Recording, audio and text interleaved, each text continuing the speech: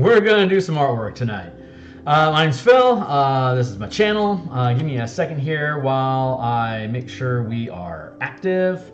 Sure, sounds like it. Okay, cool. So in the link down below, you can follow me on Twitter. If you do, you just got an alert that I went live, and this will give you a few moments to gear up with me. I'm just gonna punch through the Discord channels, just to let the peeps know that I am online and having some fun. So just give me another few moments, and while we go through that process, so this is the Spelljammer Combat and Exploration book that Ukulele Bard, Adam Hancock, and I have been working on for the past year. And so it started off with just mass combat, guilds and kingdoms as a 4X system, as well as a dungeon tactical support system for hirelings, conjurations, and other troops on the ground. We realized it could scale up to any size once we got the basic mechanics figured out. From there, we realized the infernal war machines can also be done better than what we currently have available to us using the same system, just faster and longer range. And then Spelljammer came out, and we're like, well, we already have the infernal war machine mechanics, and we already have the guild and kingdom mechanics, so let's just build some Spelljammer stuff. And so if you check in the link below, the Patreon channel takes you to the read-only doc that is the initial development document for the Combat and Exploration book that I'm currently working on the cover for. So we are going to push this back, and I'm just going to do some artwork for the next couple hours. So you got to get work done, you got to get it done. So we're hopefully going to get it done, but I am not finding my mouse with my pen. That is only freaking me out like a lot.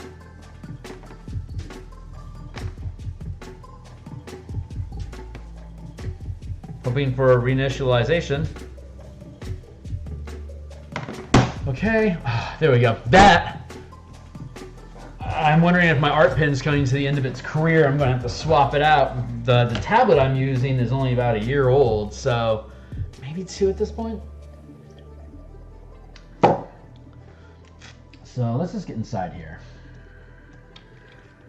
Like literally.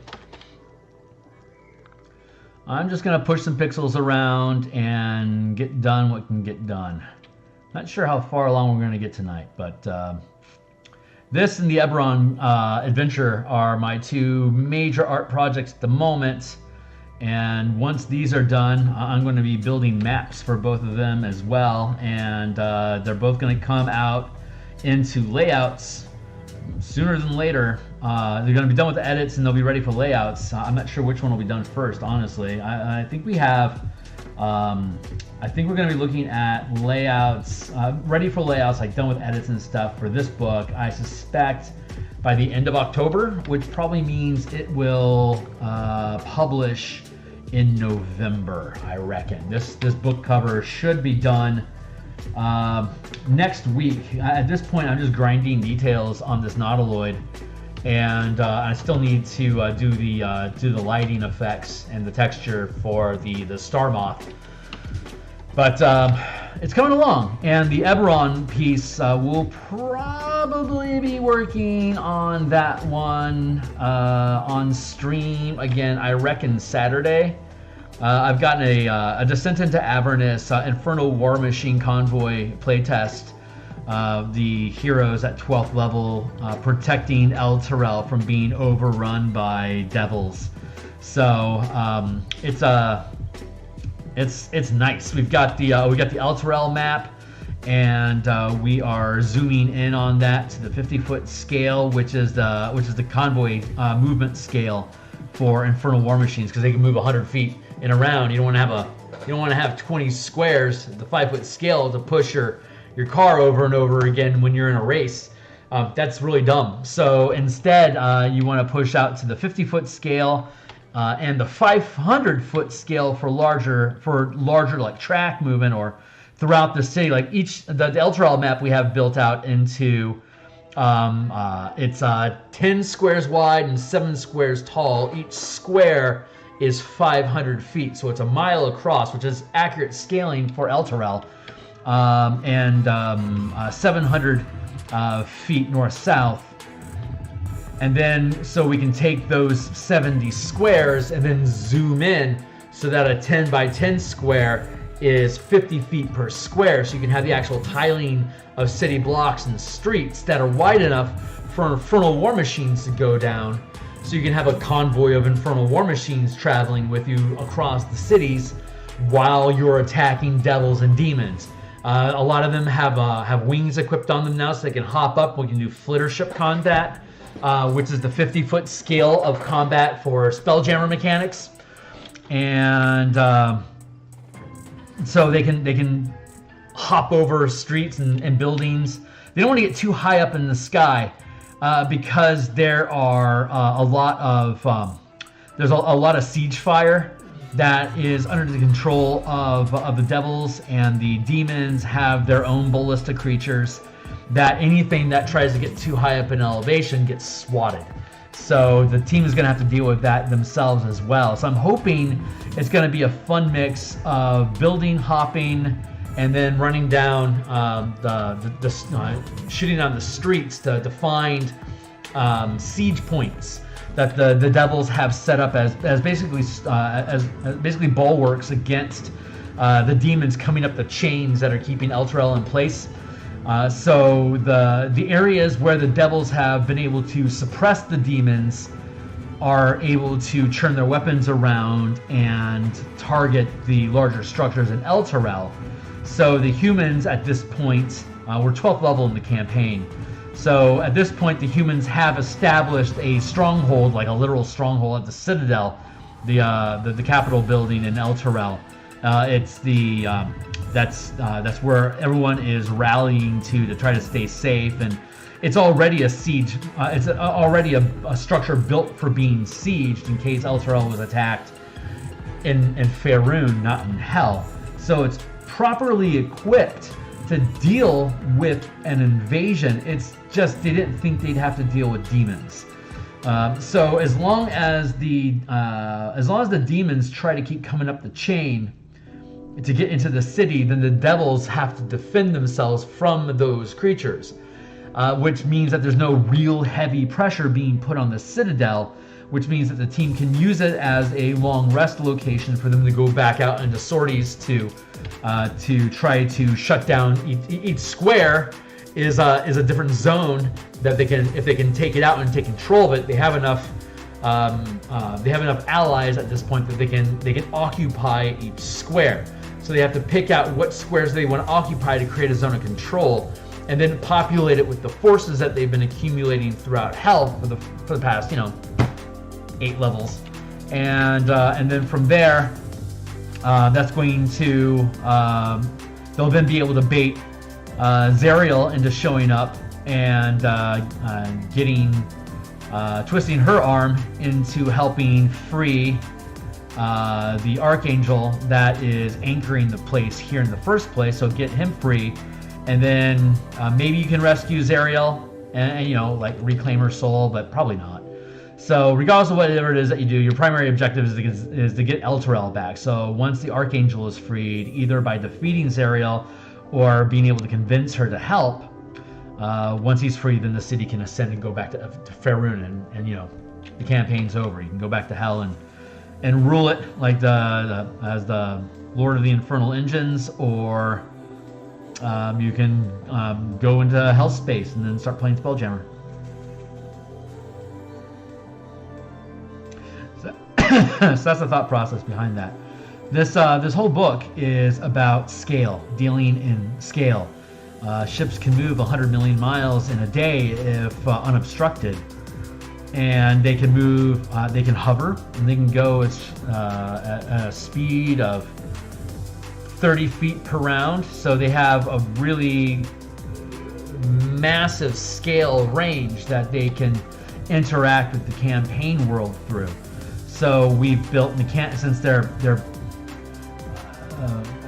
the base scale, since weapons can't fire more than 1,500 feet away, siege weapons range anywhere from 500 to 1,500 feet. So that becomes the native scale in which we're going to have Spelljammer combat. And this is how it was in the second edition. It was 500-foot hexes, and you had only so many hexes that you can move per round, and this is similar to that. But this also scales out to dealing with asteroid belts that cover a field of millions of miles that you can navigate through and look for dungeons inside of. And we took the Lights of Xeraxis campaign setting and we recalibrated it to operate at the 5 foot, 50 foot, 500, 5,000, and 50,000 foot scale, which is basically anywhere from 5 feet to 10 miles. We have squadrons that you are able to accumulate a fleet of ships and break them up into squadrons that individual characters can control as a role on the ship, as being a shot caller for your squadrons, on top of having piloting actions you can take as an actual helm pilot as you engage in your own dogfights during combat.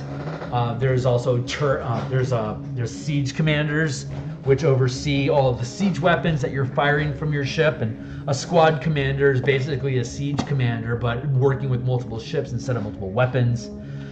You've got an augur, which is uses augury. Augur is like a seer or like a diviner that can use the wild space orrery as a tracking and targeting device, so that you can have a role again of more shot calling, providing help actions as well as doing various boosts like reactions to take control of the helm from the pilot if you're both attuned, so that they can, if their concentration gets shut down from taking damage for the ship, then the augur can take control as a reaction so that the ship doesn't lose power and so you don't get scuttled.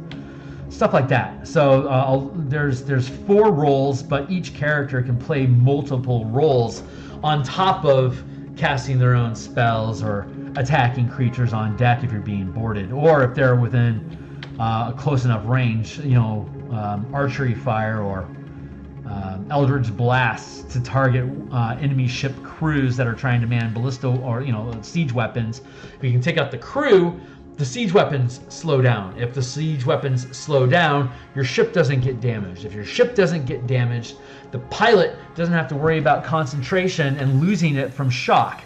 And if your pilot stays in control, then you get to decide when you come and go from that battle. You can control the range, you can strafe, you can duck into obstacles to give you cover.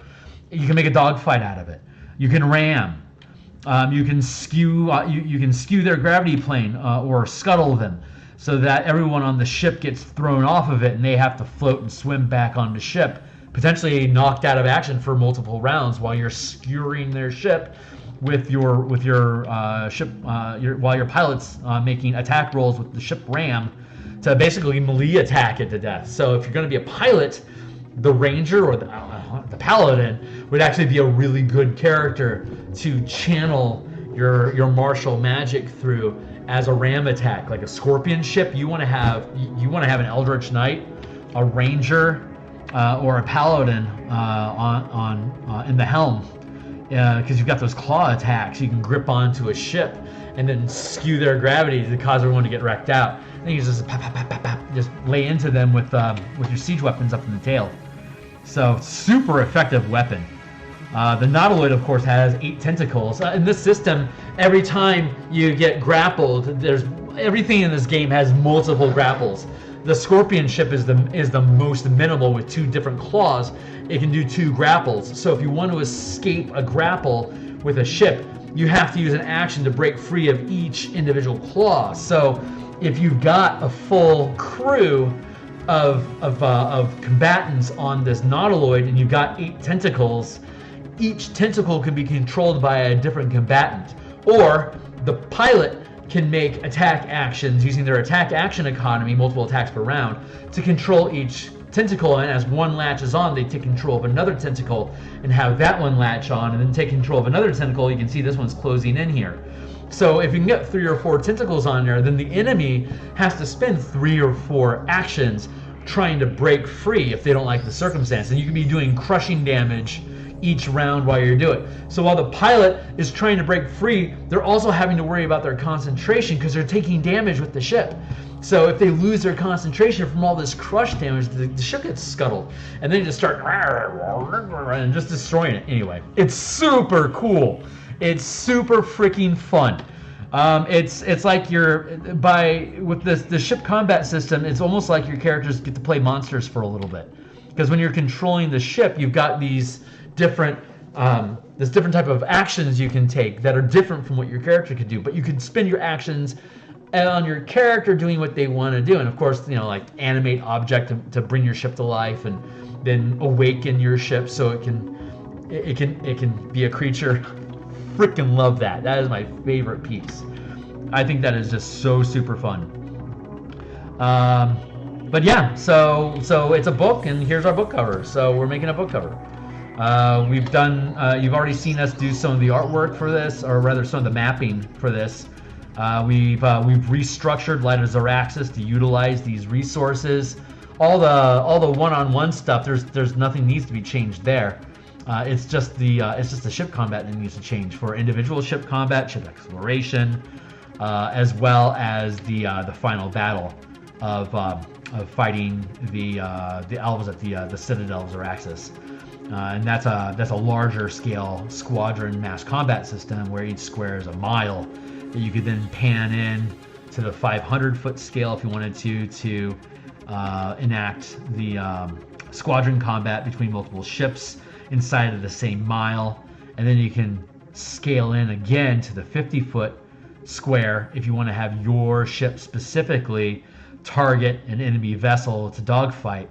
And then if you can board them, you scale in again to the 5-foot scale, and then your characters jump ship onto the enemy ship and either kill the crew or take control of it and expand your influence that way. But yeah, so there's that all needed to be reconfigured, so we did it. When you build alternate combat mechanics, you really need to be providing examples like why would I use this book? It's because if you want to play Light of Zaraxis, it's fucking awesome. Because this makes Light of Zaraxis so cool that you want to continue playing the game. Why do you want to use my Infernal War Machine convoy mechanics? Because they make Descent into Avernus so fucking cool that it's going to be your favorite campaign.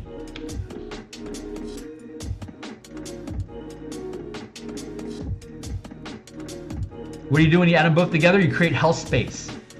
And you turn Zariel's Flying Blade into a melee Spelljammer ship. And you get good with Beelzebub, so that he'll give you the remnants of the other Spelljammer Flying Blade, so that you can fix it up, and you can take on Zariel directly, knock her down. And then when you're done, you can take your Flying Blade and just shoot off into Hell Space, kick out a color pool, go back into Astral Space, and then go to your home world. You can go back to Faerun that way. Just bring the blade down. No. And cleave through Daggerford or whatever you want to take out. Whoever you're hating on right now. Not bad. Okay, cool. So I'm happy with that. Still doing okay? I'm sensing stability issues. Not liking that. But it looks like we're going to be okay at liking. Give me a second here. I'm going to take a drink. Oh, that's what's going on. I need to...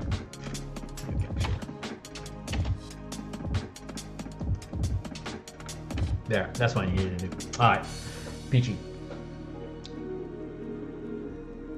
Let's keep it tight.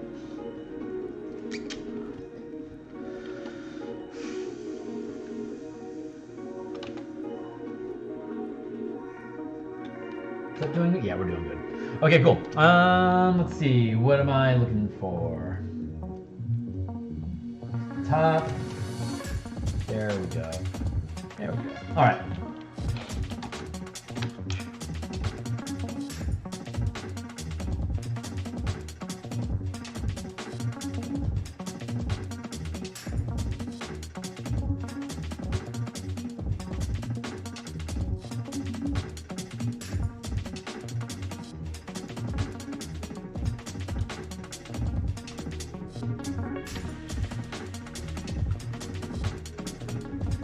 I don't think that needs to be that. Yeah, it's probably fine.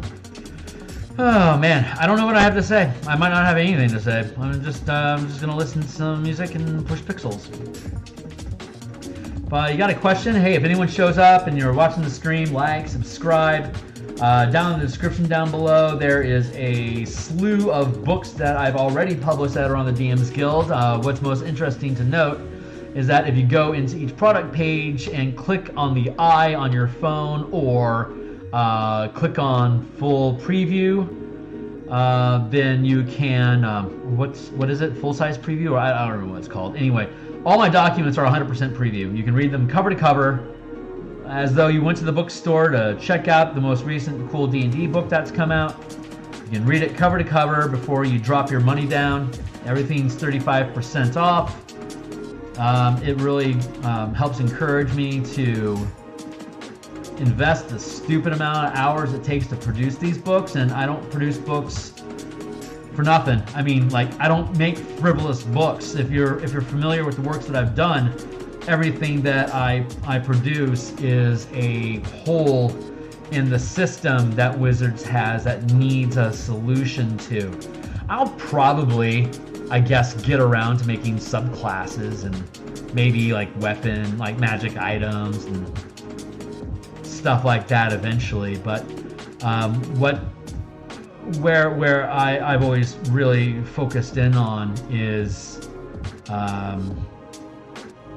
explore. I mean, I've been playing since first edition, so I'm used to large combat. I'm used to having followers. I'm used to looking at the game from a world building or a kingdom builder sort of perspective, not so much a heroic fantasy. Like, I don't care about my character.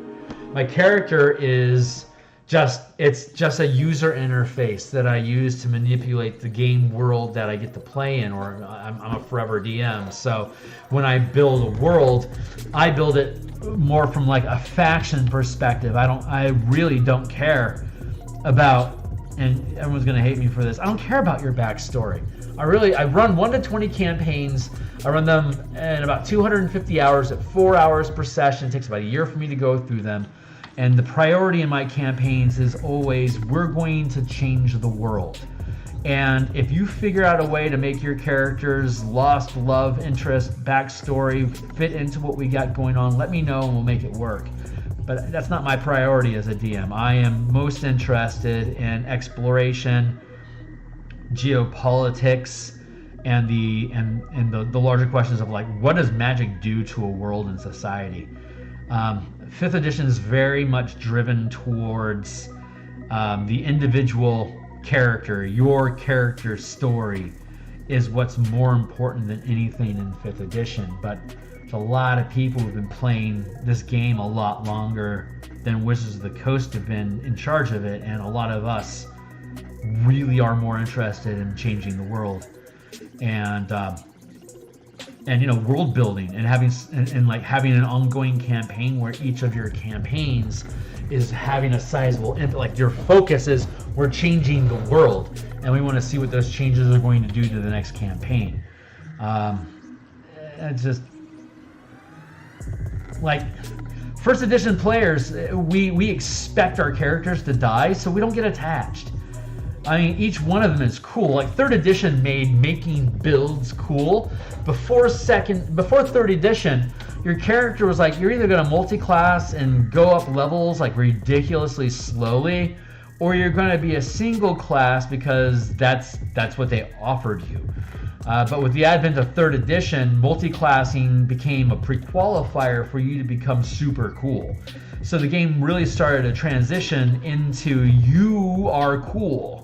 This is about you and your heroic awesomeness in the dungeon. It was that's where the term dungeon punk came from, was you're building these, you know, ultra aggressive Doom style characters that are going into a dungeon and quaking the hell out of it. And so that kind of got the ball rolling on the character being epic as opposed to the campaign being epic. And you were a component of the campaign, and you loved your character because of what you could do in the campaign. In 3rd edition, it still had followers, and there was still some idea towards mass combat, The skirmish system that they came out with was actually a really good miniature small skirmish small platoon combat system. I really enjoyed it a lot. I did play by post with that, and so that was really cool. And so it transitioned in third into individual heroism, and then fourth edition hard turned into individual heroism, but it was still very much a game mechanic approach. It was still highly focused on the dungeon punk idea. We're going into a dungeon.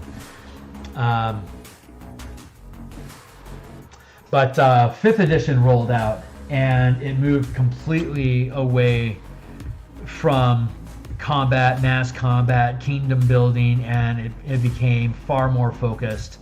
Even though it's still trapped up in a ton of combat options for your character, it's really about your character's own story. Like how are they special, and what happens in your campaign that allows you to fulfill a story arc involved with them. Like, you know, they want to avenge their father's death, or what's the mystery about the tattoo that's on my back that no one knows about, or like I'm the chosen one and I have to save the world, and that's me dealing with it, or I'm an orphan or whatever, and I'm trying to figure out where my family went. And it's like there's a lot more individual focus, like individual goals. That's the right way of putting it. Individual goals in 5e. And then much less. It's still got the trappings of we're going to save the world, but there's no resources in 5e for you to take command of an army and push the blood war out of the way to save El Terrell. You have to engage through the social encounters, social interaction, the social pillar, where dice roll are the least important. So the game is moving further and further away from the D20 and game mechanic resolution into more of a Numenera space of, if you can narrate it to me, we can have a die roll, but it's mostly going to be how you're interacting with the characters, how you are how are you acting? What is your player agency in getting through this conversation to get the results that you want to unlock the favor that you get from the character? Instead of becoming the guy with the army, you ask the guy with an army to help you, and he does it for you. And your role as a player is to depict that conversation through your character, not gain control of an army and combat through that army engagement. Instead, it's I'm going to roleplay. I'm just going to have a conversation with the DM, and if everyone plays their role correctly, at the end of it, your character gets the treasure that you were looking for. You know? Can you tell them a little? What's the right word?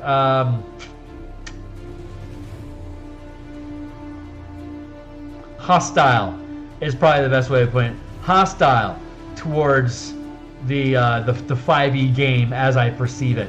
Well, that's because I started in first and have played consistently for 30 some odd years, and at the end of it, I'm finding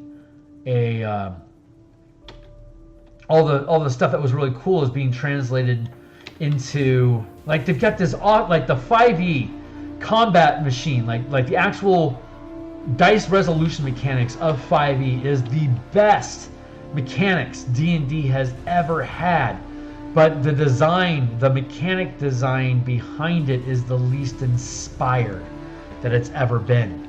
It feels more like a corporation interested in identity politics than building a game that you can engage a fantasy world through and build stories with. You can build character interactions in 5e, but you can always do that. It is the thinnest mechanical system that we've had yet in Dungeons and Dragons. And so most of my work goes towards adding that crunchy mechanic back into the game, but using modern day sensibilities, not just taking old second edition mechanics and converting THAC0 into an attack bonus. There's already like 6 of those on the DMsGuild. No one needs that at this point. But what we do need is, how can we actually have 5e systems properly, like how can we make the game easier and faster and more fun? Like that's what 5e does. 5e makes the game more versatile, faster, and more adaptable. The second edition system is not. It is very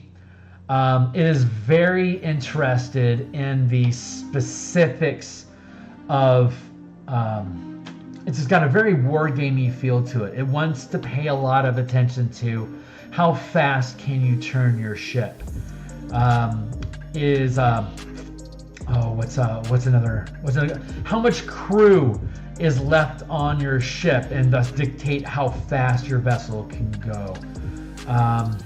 What kind of a helm are you using to determine how fast your ship can go? Like these are really hard, crunchy details that don't add to the speed and fluid narration of how the game is played. It dictates visually how your ship, like a lot of them are going even further and getting into fire arcs, like range of fire. Like if the ship is facing forward, you can't attack anything that's flanking your ship, but flanking gives you a bonus, and like a lot of really techie rules. And that is it is a loyal conversion of 2e into 5e, and a lot of I can see a lot of folks that have stuck around D&D for the past 30 some odd years, like I have, potentially being interested in that. But what my effort and like anything else that you can see that I published and link down below in the DMsGuild, all my stuff is about how can we build tools that make the narrative that's being demonstrated in the story. How do we build tools to have a fun system to actually narrate, like to actually demonstrate and play that out? Specifically what I'm talking about is the Xeraxis battle. Creating a faithful translation of 2nd edition into 5th edition doesn't provide you any rules about how am I going to conduct a 30 ship versus 30 ship combat on a 30-inch by 40-inch kitchen table that everyone can get done in a 2 or 3 hour set piece campaign ending combat scene. That is what I am most interested in, and this is the only. I've looked a lot, and best I can tell, this is the only thing that offers an answer using 5e. There are other game systems out there like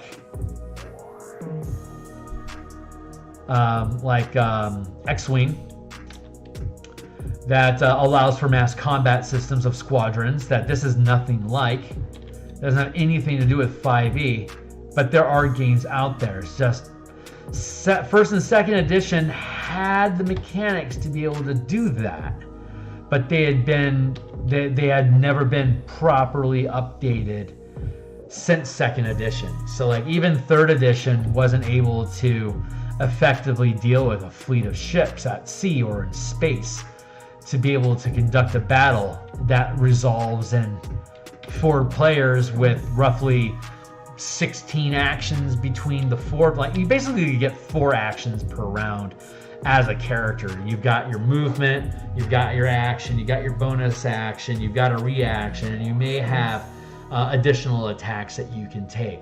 So you basically have 4 to 7 actions that each character can take depending on what tier of play you're inside of.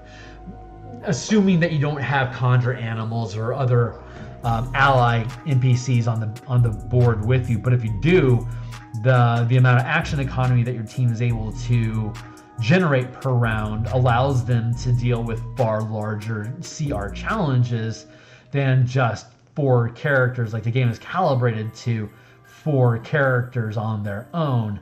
But once you start adding 16 wolves from conjure animals, and I've got my rangers Drake, and the fine steed has a dinosaur that they're running around on.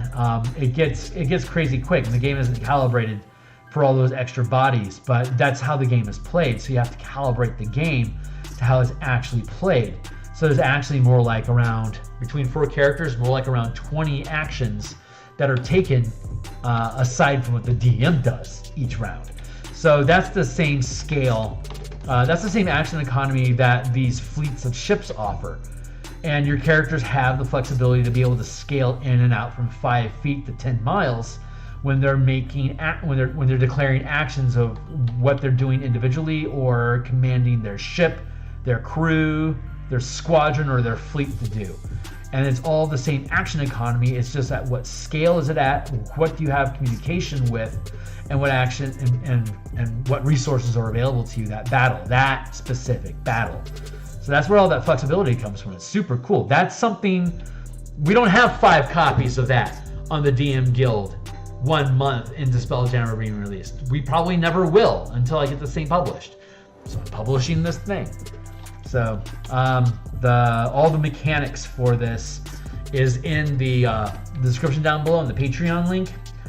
It's a read-only document. It's not this is going to be on the DM's Guild. It's going to cost. It'll probably be $15 before sales, but it's also going to be 100% preview. So you'll be able to read the whole thing cover to cover, look at all the maps, see how we convert life to Zaraxis into this mechanical system for you to control squadrons, and you are going to be excited to play Light of Zaraxis with this supplement. So I am really looking forward to putting this in your hands. But like I said, the basics are already there for you to do. Just go down below, click into Patreon. The Patreon takes you to the playlist, as well as the mechanical development playlist and the Google Doc read-only doc that we let you read along in the process. But currently, it's going through rewrites because it's not structured properly, and there's already been some mechanical revisions that are necessary. Like, for example, there are no crystal spheres in 5e, but that document refers to crystal spheres over and over again. That's not 5e. So I'll happily publish this to the DM's Guild once it's finished. So I'm gonna scale back a little bit, take a look at this, make sure it looks like I want it to. Still pretty happy with that. And we're gonna go into this fin. Do that.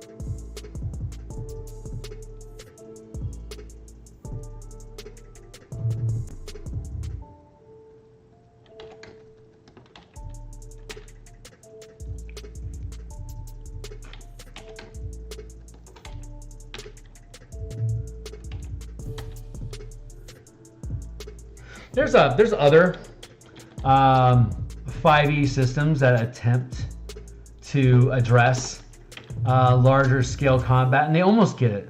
They almost get it right. I think there's at least one more product that had the intuition to build maps at the 500-foot scale, but they don't know how to scale 50 feet. And it doesn't calibrate. The damage doesn't calibrate properly, so you can't just literally scale your character into the combat system. It's a separate. It's a 5e variant, but you stop playing your character with the other alternatives that I've seen. With this one, you never stop playing your character. The roles that you have on your ship, it's all about, I'm going to use my bonus action to give my ballista crew advantage on this next attack. I then use an attack action to have them attack. I'm going to use another attack action to have them reload. I'm now going to use a verbal action to have the catapult over there fire. But I know I can't get back to that guy, and he won't be available to me until next round. But I can get these guys to reload, and now I'm out of action economy unless I have an opportunity to do a reaction against somebody that is moving through our field of fire without using the disengage action. So the pilot has to use action economy to, just like with Infernal War Machines, dodge, disengage, dash. It's still, those mechanics are very relevant and super fun, especially if you have ships with rams on them, because now your pilot also gets to engage in melee combat. He gets to scuttle gravity fields, he gets to do ram attacks, he can cast spells while on the helm to amp up the ship and give bonuses to his crew. He can also issue a verbal command. Since he can see everyone and everyone can hear him, he can issue her a verbal command. She can use a verbal command from the helm to have that catapult over there take that shot, but she knows she doesn't have any action economy left to do anything with it after that first shot. But she can use her object interaction to pilot the ship, use her standard action to cast a spell, use a bonus action to grant her ally, her character who's playing the siege commander role, to give him advantage on his next command check, which he commands fire all weapons. So the whole weapon array of the ship all fire together. So that's a really good use of that pilot's turn.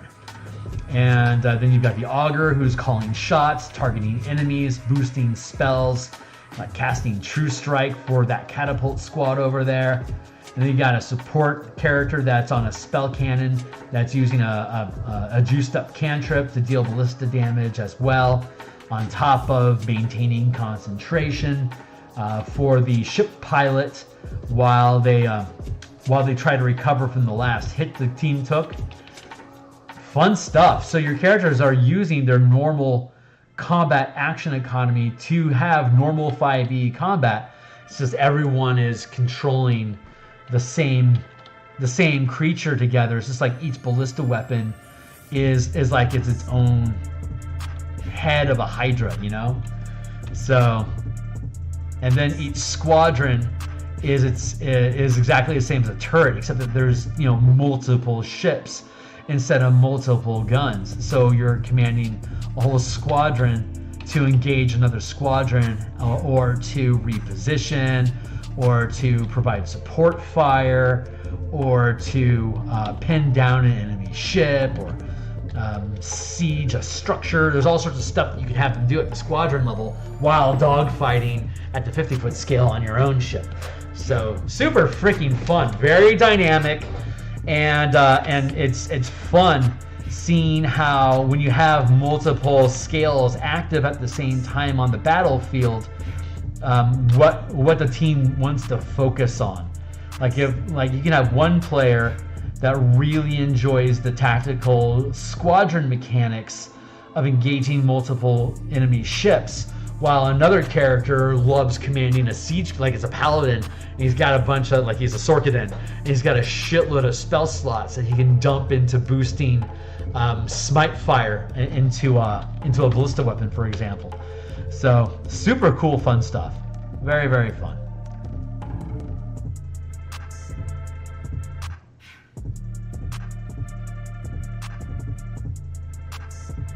Though I will say something else that's not in the document, but I believe what is going to stick in the final document is Smite's not working with siege weapons since those are ranged weapons, but working with RAM.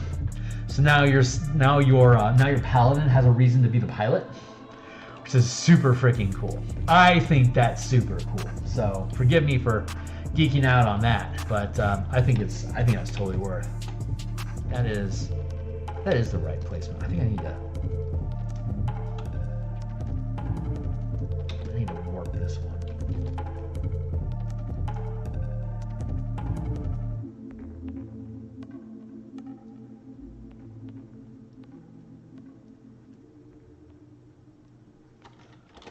Yes, like that.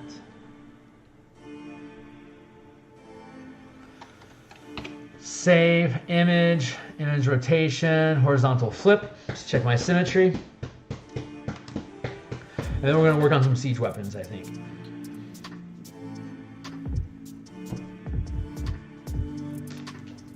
If this looks right.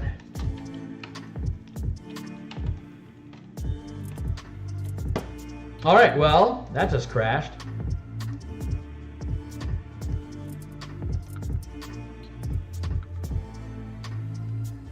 No, wrong one.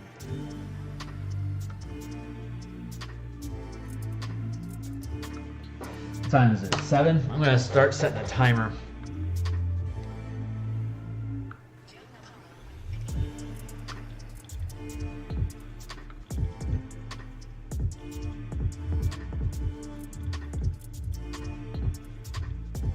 All right, I got a 20-minute timer set for myself. I've got probably 2 hours worth of creation in me tonight, at least on stream. In all honesty, I'm going to go off stream and work on the Everon cover for a while, and then come back probably on Saturday, definitely on Monday. Come back and probably finish, or at least have a good go at finishing the Everon cover. Oof, yeah, I did find something woofable over here. Woof. There we go.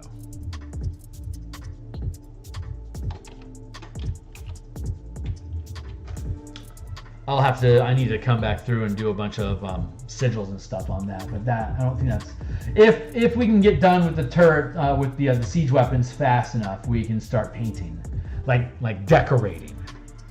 Like actual decorating. So that will be, oh, there they are. So that'll be cool.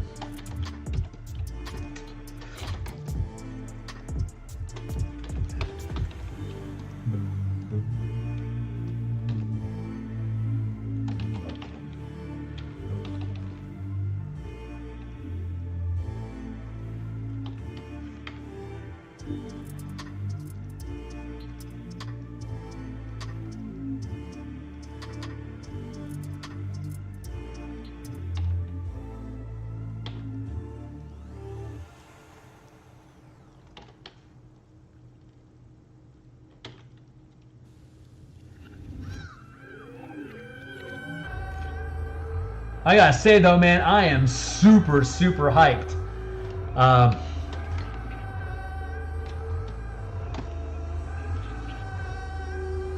Stuff is cool, dude. It's just cool. Let's see.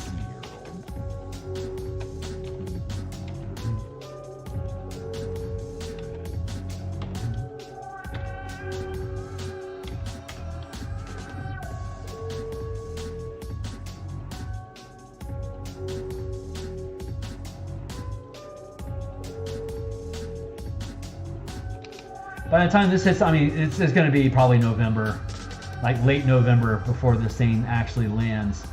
And there's going to be a lot of Spelljammer content out there by the time this publishes. But again, it's no one's working in this scaling idea. So I'm really excited about that. And it's been something that has taken me a long time, over a year at this point, to get built properly, and nothing that's worth doing is easy, and so it's highly unlikely, even if someone else had any of these ideas, just the amount of time it takes to properly build this stuff out. It's ridiculous. It is ridiculous. So I am right excited.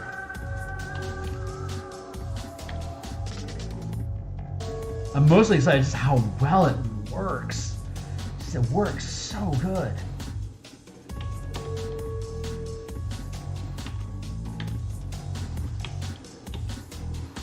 I have all the playtests recorded, but I don't have everyone who participated. I don't have their permission to publish it. So I'm going to have to run I'm going to have to run a game with people that are okay with being on stream for posterity. Maybe I've been a horrible friend, but maybe Babies with Knives would be interested in having me on to play this stuff out with them in a jam session. Pardon the pun.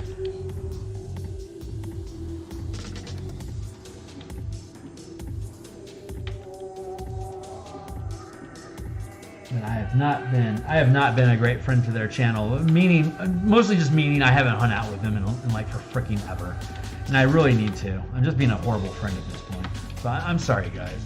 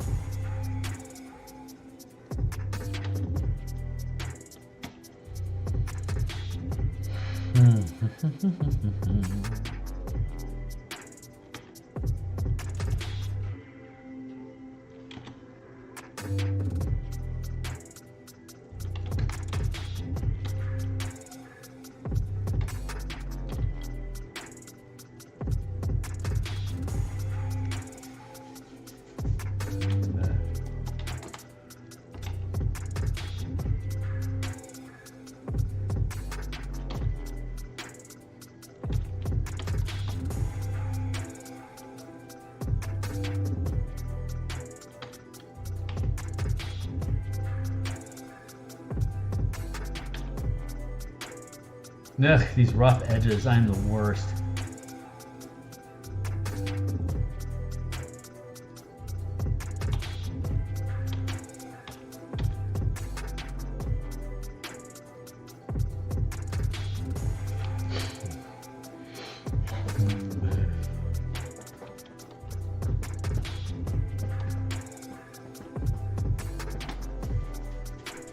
Let's see, I'm pretty happy with those.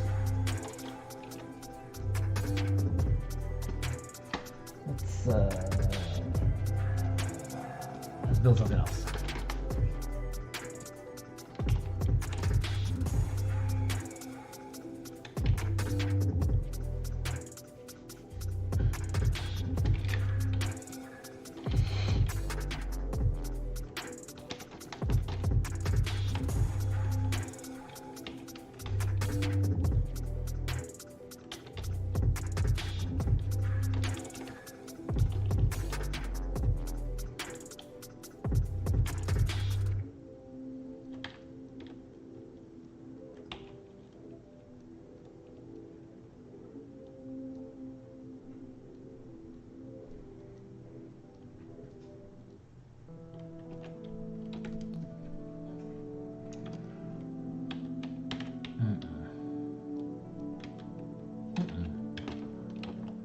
Not like that either.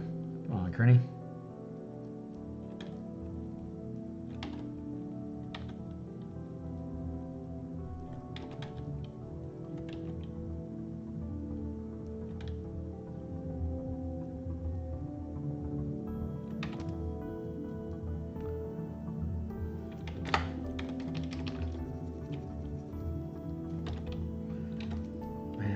going to distort.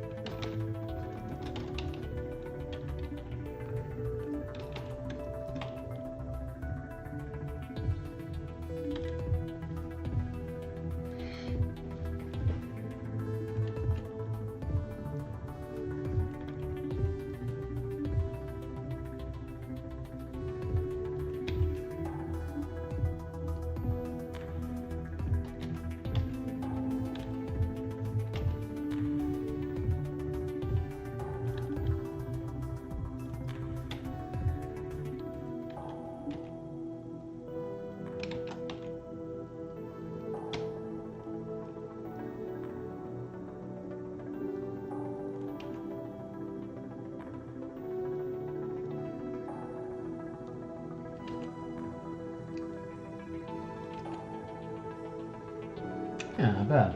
I think we can use that.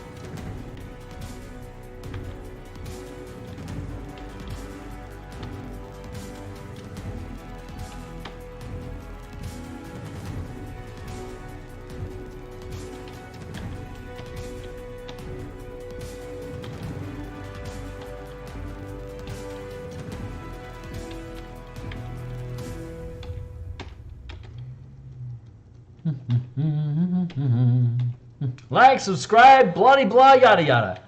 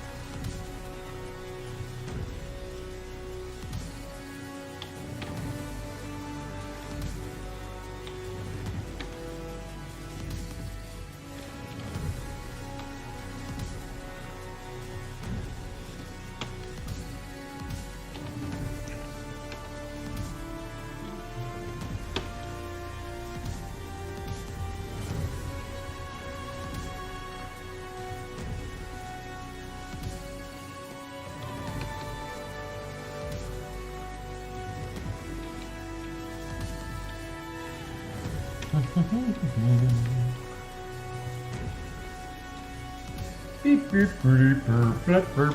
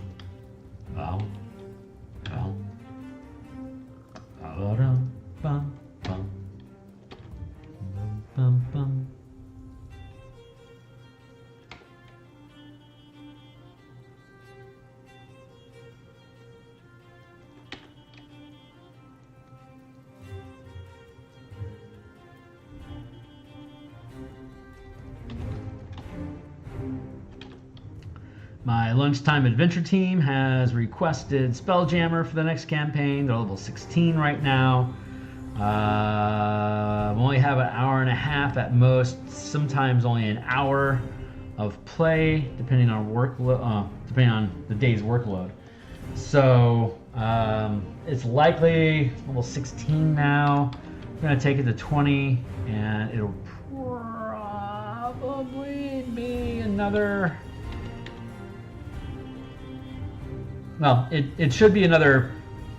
It's typically like 10 to 15 hours per level, which is, if you're playing a 3 or 4 hour game, that's like 3 or 4 sessions typically. So it paces out the same. It's just dilated over a huge amount of time. That'll make you change your mind about how you play D&D. Like you will become very fast and efficient at resolving combat. You tend to make sure that everyone's got their shit prepped, that you know what you want to do when it's your time to do it and get the dice done. And it's worked really well. It's been a surprisingly efficient campaign. It's been super fun. But they'll save the world eventually, and that story will be over. And it's a 0 character, pure exploration campaign, and it's super fun. They're saving the world from being destroyed, and they're trapped in a time loop. So it's Groundhog's Day. Every day that they fail to save the world, it ends, and then they start over again at the beginning of the next day. And so they're just now starting to figure out how to that they can change the time of day, or even the day that their Groundhog Day loop is locked into. They realized that the Groundhog Day got triggered by a shaman who they said that they would help, but they didn't realize what they meant when they said they're going to help, because the shaman it's a time shaman. So it locked them into a Groundhog Day loop so that they would eventually be able to figure out and save the world from being destroyed within a 24-hour time gap. So they're learning all these different rituals, and they got teleportations that they can use, and all these things to help them navigate the game's space. But everything's happening in basically like a 30-mile area. So they don't really have, like, the further out, they can go anywhere they want. They can travel as far as they can get in the day. But they know that unless they come back to here, they're wasting time. So it's super fun. Highly recommend. It will probably have to be a toolkit that I eventually publish, because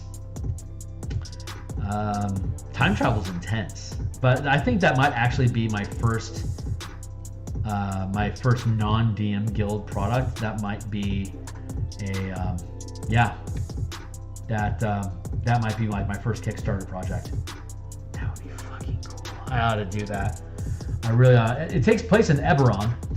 It's an Eberron campaign, but the toolkit could be anything. So I can build the toolkit. I can kick that on the starter. And then on DMsGuild, I could publish an adventure that uses it. So that's fun.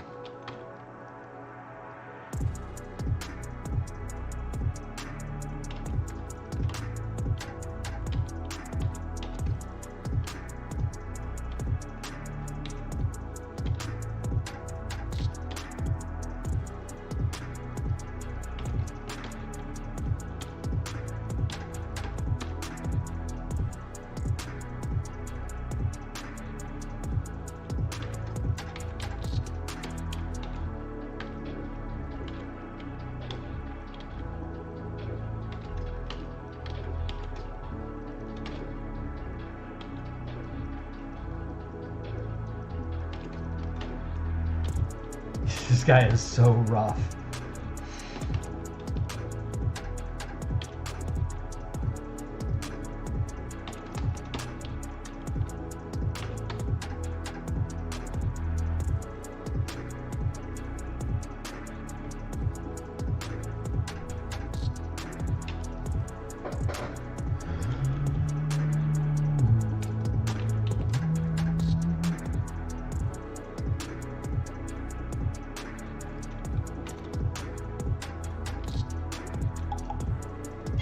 Hey, we're gonna set another 20 minutes to keep on going on. I think we can. There we go. I think that's probably gonna.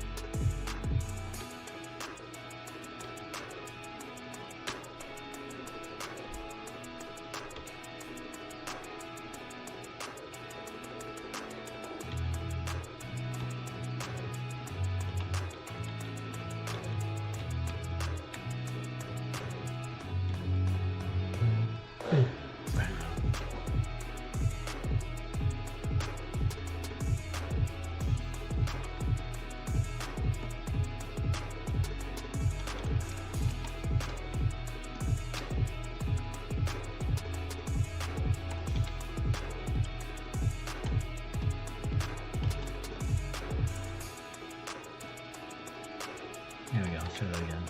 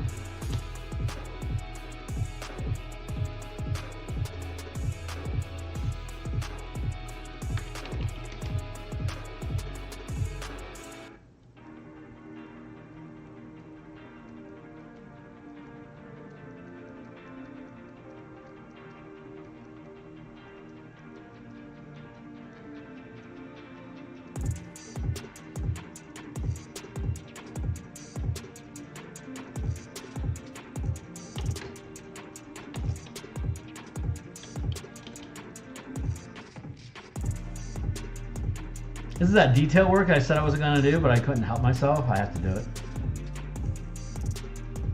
I do what the muse tells me to do.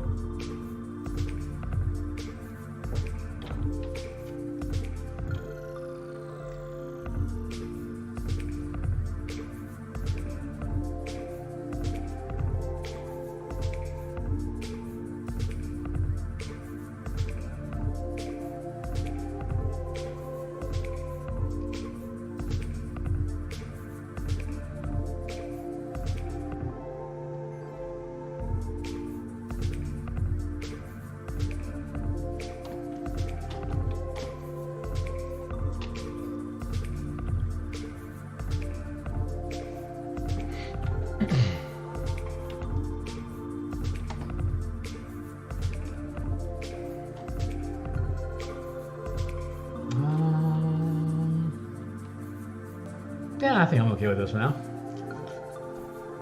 I might not be okay with that reflection. It's an iffy if for me right now. I don't know. I don't see.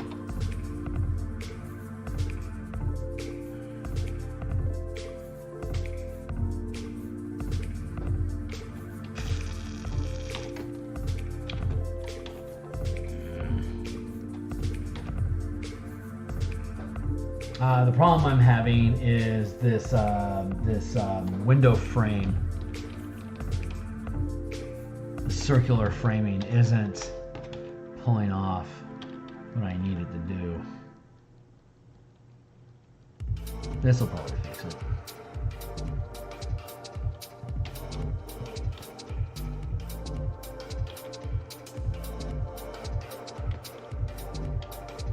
I need to be sparing with this highlight though.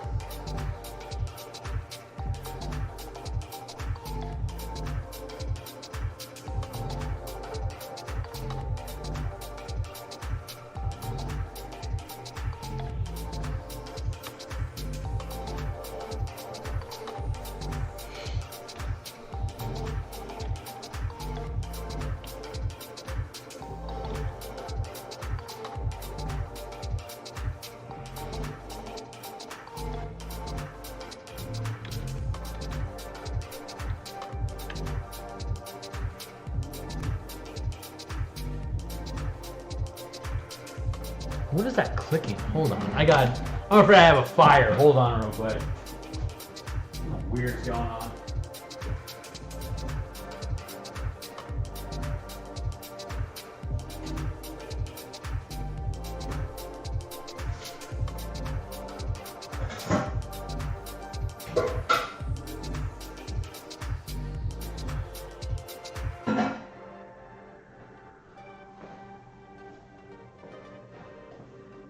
Nope. Looks like everything's gonna be A-okay over here.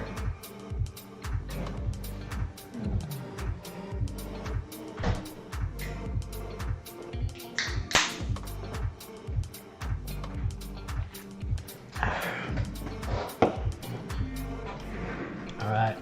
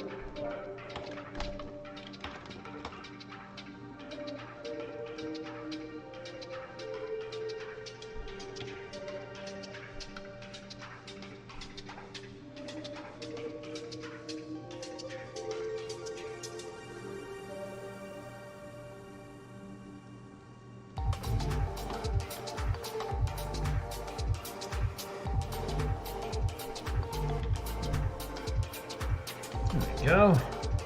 Chip chop cherry cherry cheron.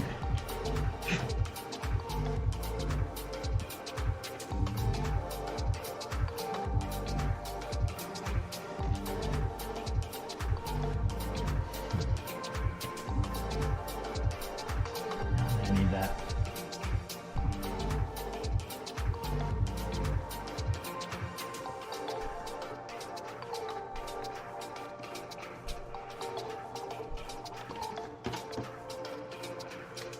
Chuck these in the garbage bin.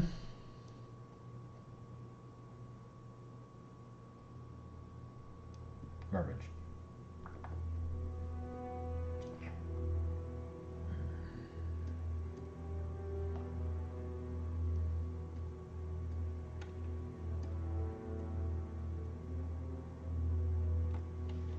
Oh, that seems convenient that that exists.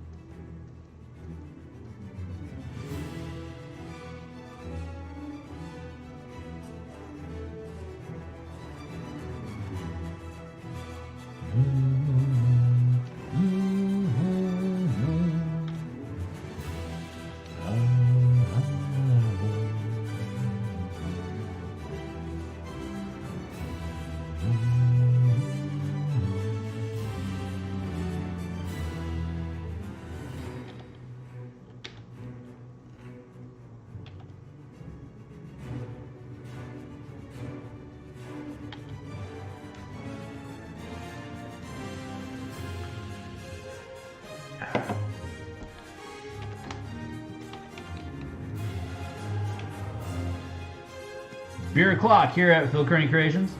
Cheers.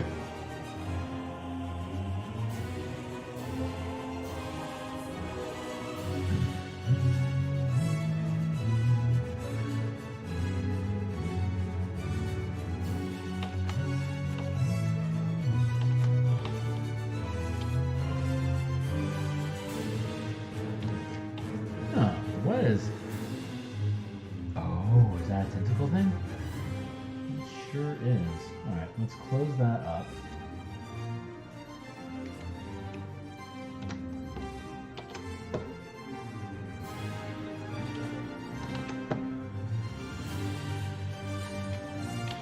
Trash.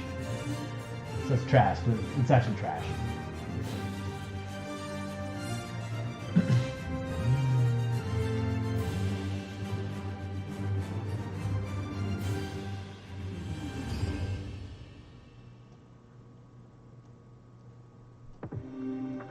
Where's that coming from?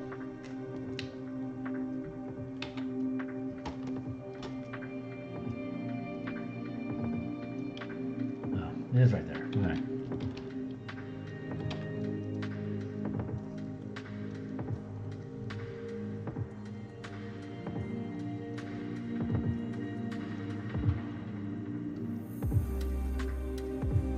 I'm gonna have to sweep over this whole thing. Like, it looks okay out here, but when you zoom in, it's like super fuzzy. The worst. I am the worst. We're gonna have to do something inside there eventually as well, I reckon. But for now, let's look at putting some clamps on this guy.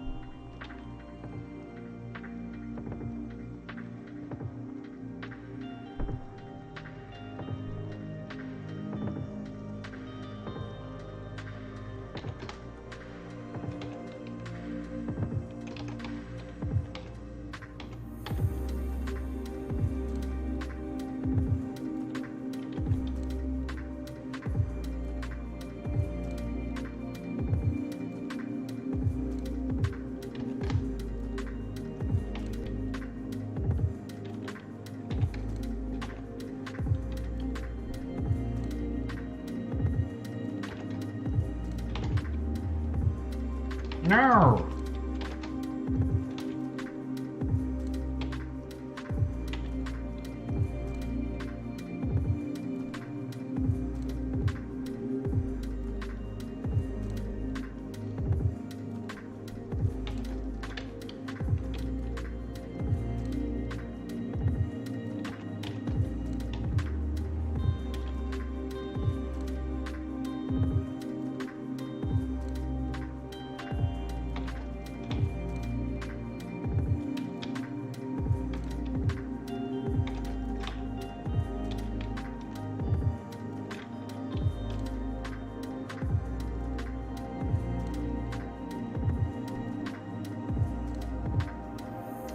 Need to build a new smudge tool, I think. I think this one's too sloppy for me.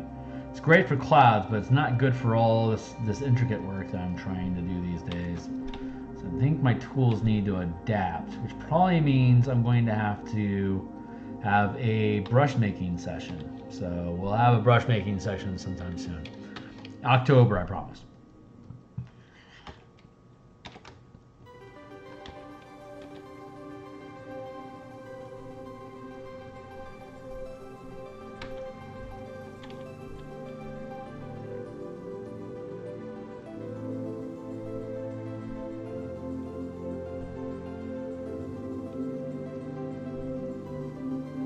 Stay on the screen, Kearney.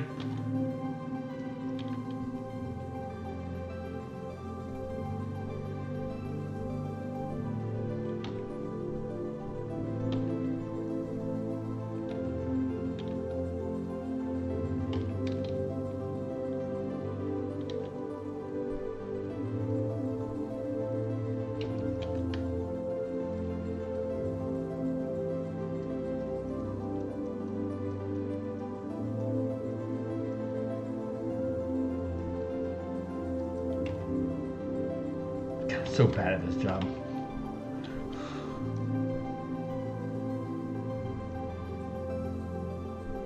Looks like such garbage. Alright, well, I mean, we'll have to deal with it. And by deal with it means we'll ignore it for now and come back to it later. Even if later is like 2 minutes from now. Come on, Kearney. Even if 2 minutes now, come on, Kearney.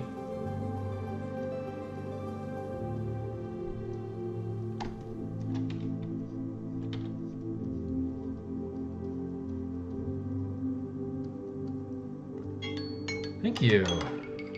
20 minutes, kick it. Still got 80 minutes left tonight's period.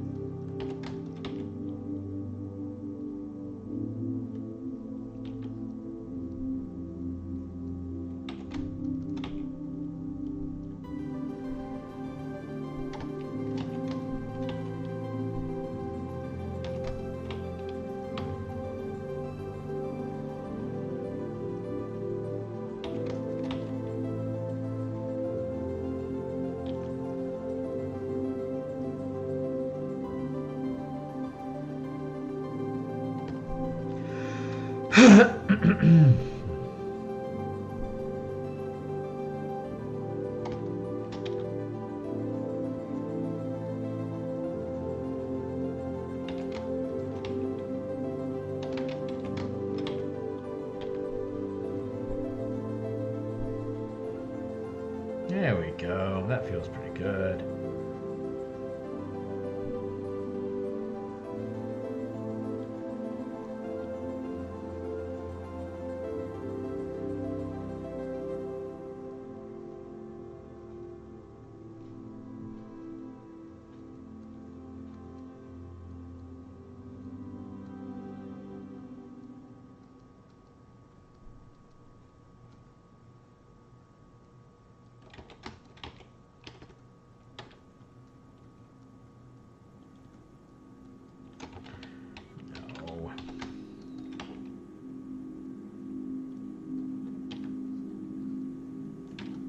Wait up.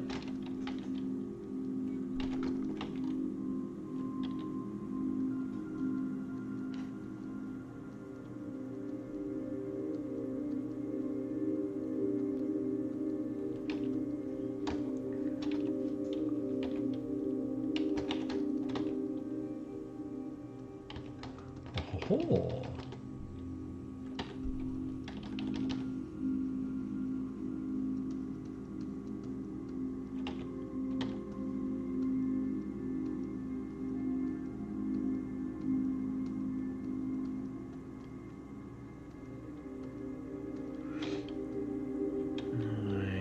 Okay, I'm happy with that.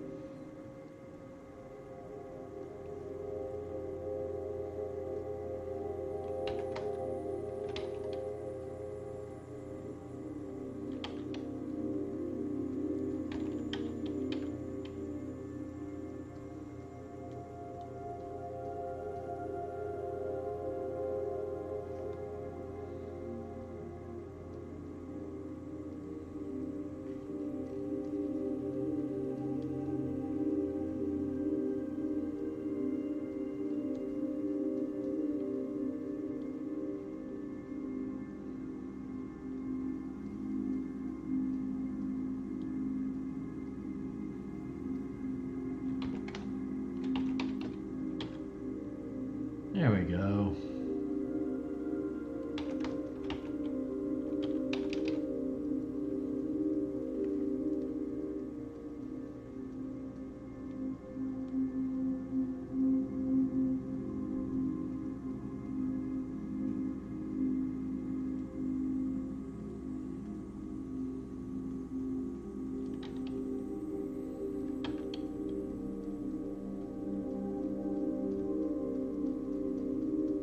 I was hearing from Terran Indestructible Pounds recently on one of his YouTube streams that I guess there's going to be licensing available for copywritten songs, like popular songs, like current modern songs, like Tool, Pantera, Sepultura,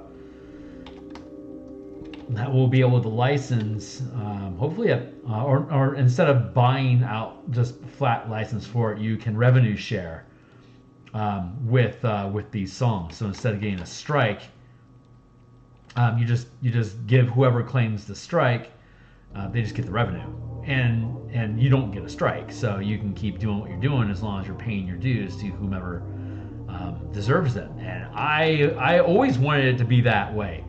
That's how I cannot wait until I can just start jamming some Sepultura or Doom soundtrack or Interstellar or whatever the hell I want to listen to today. That's what I can stream. Like I don't have any of my old Twitch stream videos because they were all demonetized. And my other channel, I got strikes on them, so I don't want to use them because I don't want to get strikes. But there's a ton of art that I did on Twitch that's not there anymore, that I was listening to, Led Zeppelin and Pink Floyd and whatever the hell I wanted to. And on Twitch, I didn't care. But I don't want to demonetize or have my YouTube channel lost. That would suck. So I'm really excited about the idea of just being able to give the revenue of that stream to whomever's music I'm using, because that's all I've ever wanted to do. I'm super excited about that. I hope that comes through and it's as easy as it sounds like. I am so looking forward to just painting and just listening to whatever the hell we want.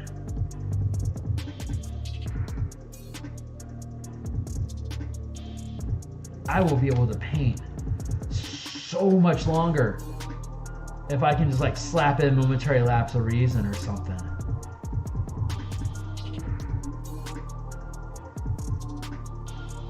That is a great Pink Floyd album, by the way. If you do not know Momentary Lapse of Reason, when this licensing thing gets resolved, I will play that for you, and you will witness the grandeur of just solid freaking Pink Floyd music.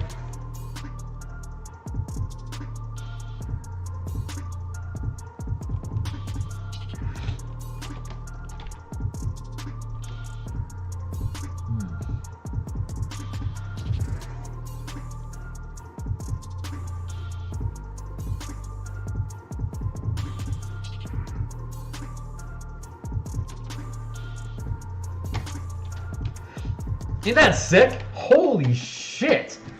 Oh man, I'm loving this. I figure a few more bands like that and then I can be done with the tentacles. So let's get into that.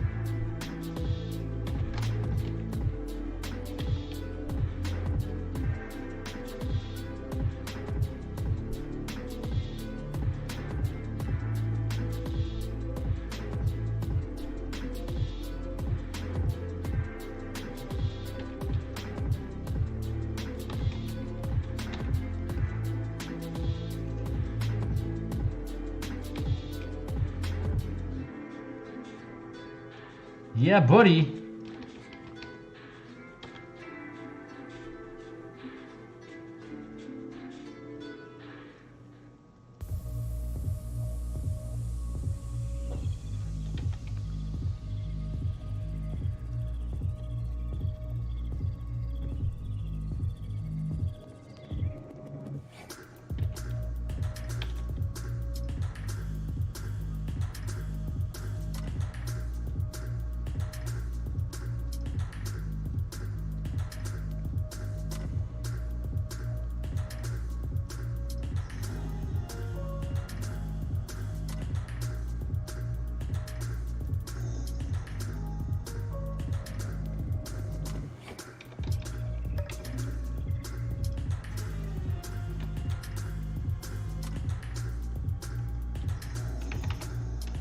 Build another layer.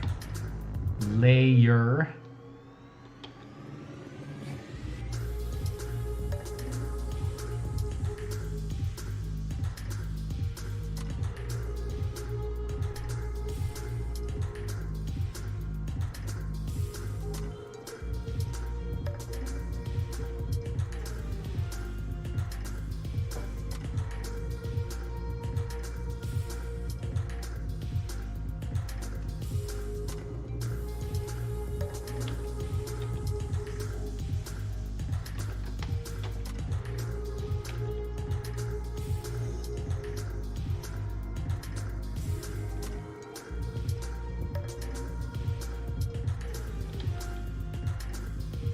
There we go.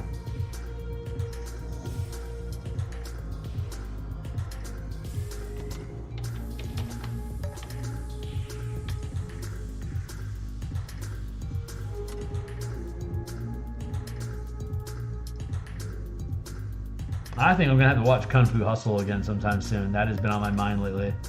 That is a funny movie. If you have not seen Kung Fu Hustle, it is super also worth your time.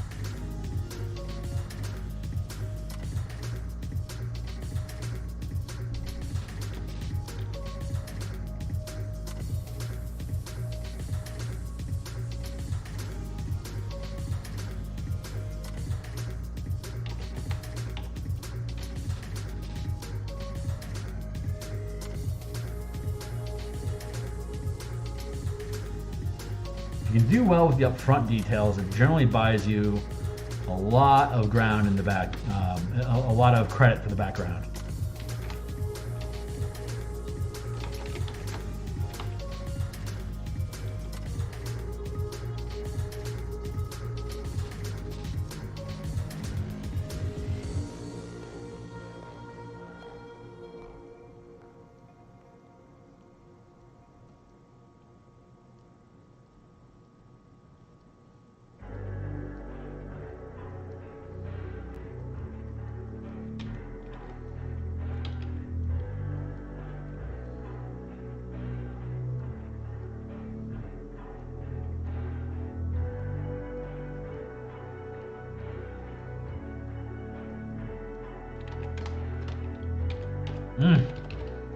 There we go. Just leave that be. Yeah, it looks pretty good. It's good enough for now anyway, so shut up.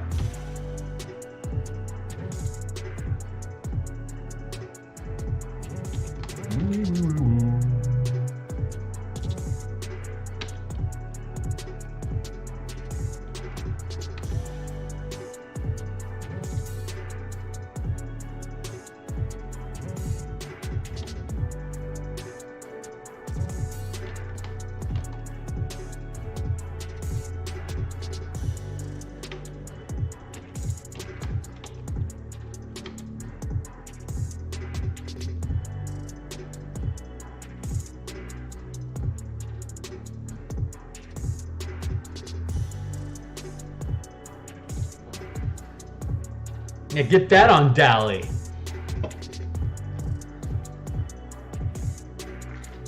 I dare you.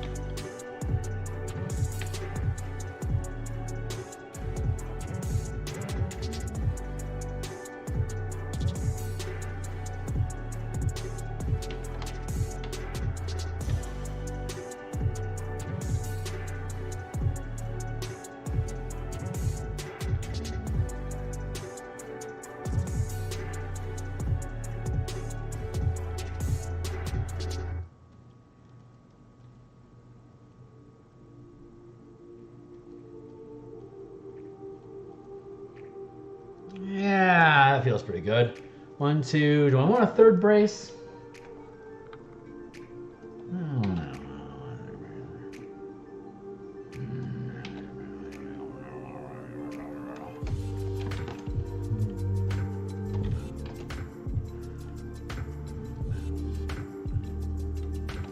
Man, it doesn't look horrible.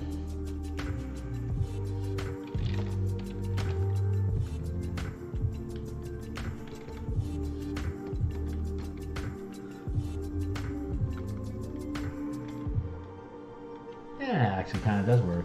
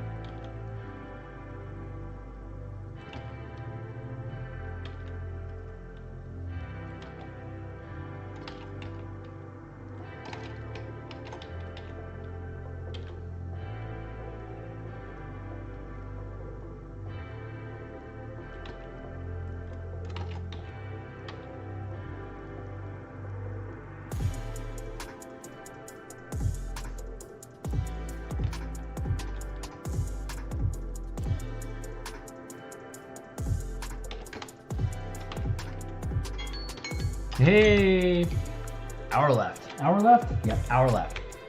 Holy crap, we have a whole hour.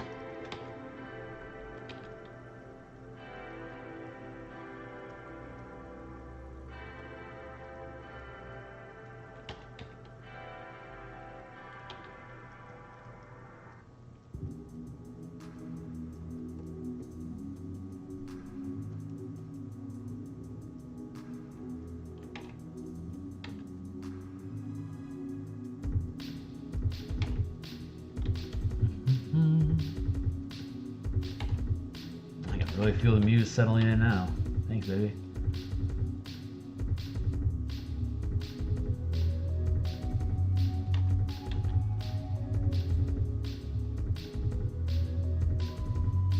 Hey man, how you doing?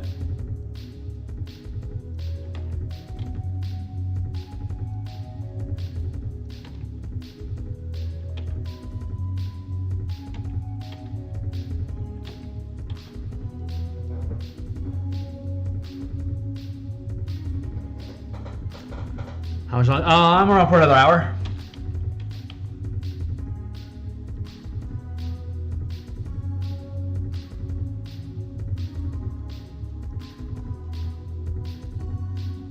I'm just pushing pixels, so it's not the same energy as develop and design work. Hopefully it's chill and enjoyable, so be welcome to settle in and, you know.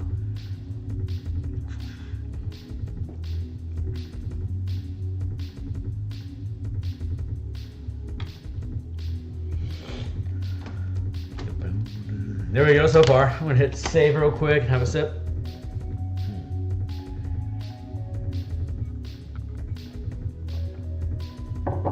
Oh man, I'm pretty fucking pleased so far.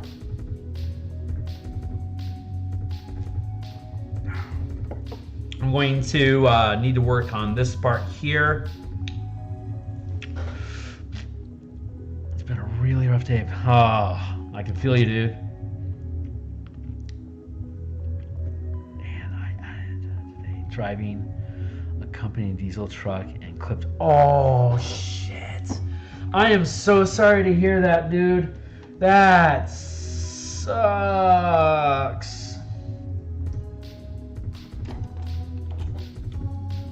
I'm gonna call this decorations.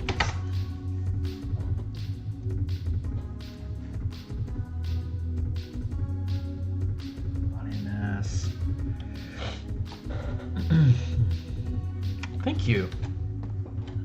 Yeah, it's coming along. It's hopefully the worst of your day is over, and we can just have some chillax. So I'm gonna put some more water in my cup, and then we're going to step away from the Nautiloid for a second, or hour, or however long. Anyway, at this point, we're just basically putting decals and painting the Nautiloid. I mean, it's structurally it's done, and I honestly don't know how much I want to mechanize the tentacles. Like the ones from Baldur's Gate 3 are just like full flesh animated, so I don't feel a heavy responsibility or particular need to try to change the materials away from the rubberiness that we're seeing here already. I may end up putting like little similar bands, like wristbands or bracers at the end of the spikes, with like extra spikes on them, just to make it look cooler. But I don't, yeah, like for the mass of these, I don't feel like I really need to do all that much with it. But I do need to come over here and I need to work on the star moth specifically. So. Really, heads vodka.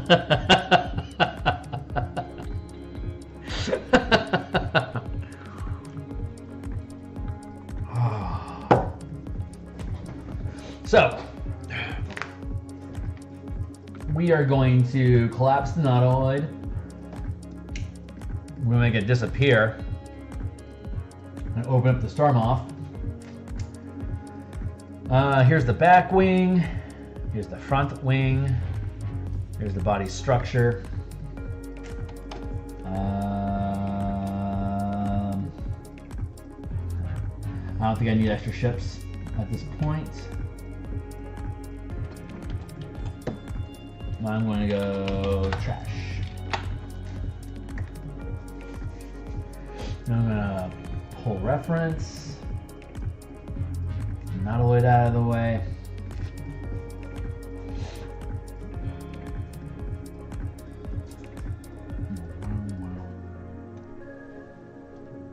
All right, so when you don't see color, you have to use an image reference to be able to tell what you're actually doing.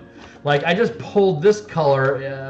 It's I can tell it's like a purpley blue because of how the RGB over here is curving, right?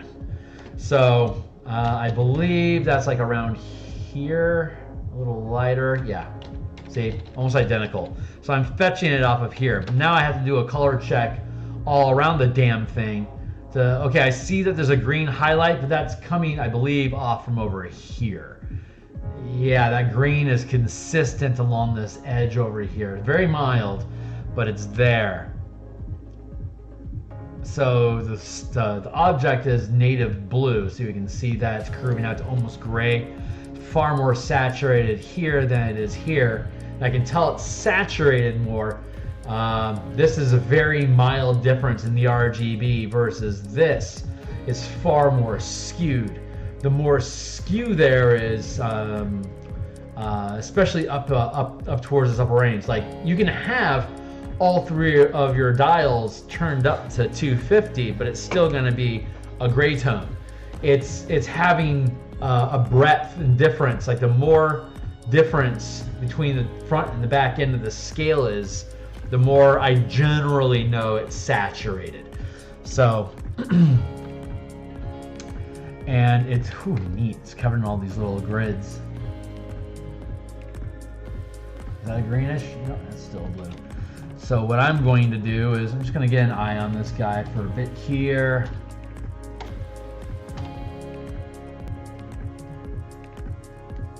Okay. Looks like the whole thing has a grid skin on it. That's cool. See a little trebuchet sticking up the back there. Just taking in the piece for the moment. There's that, and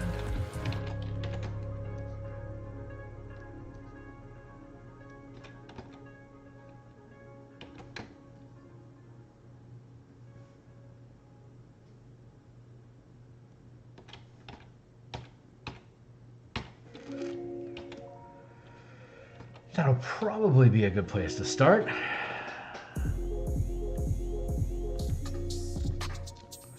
Have you seen Scorn? It's an H.P. Lovecraft Giger alien. Yeah, I know Giger. Inspired puzzle horror game. No, I haven't. Is it anything like Arkham, but like more alien sci-fi-ish? The tentacles in that game have fantastic biotech feel. I always look at Giger art when I'm doing Illithid villains because it just fits the archetype so good. Oh yeah, Giger's just freaking cool. All right, so I'm going to I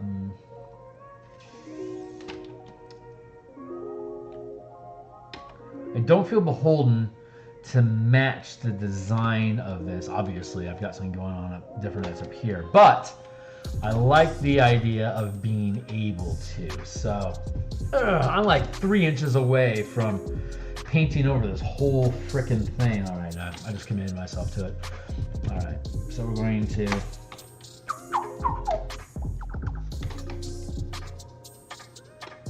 go there. Can't be helped.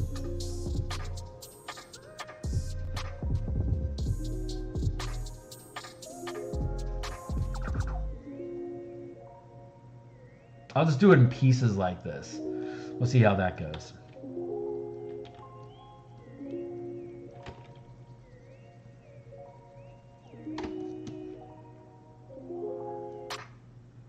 Yeah.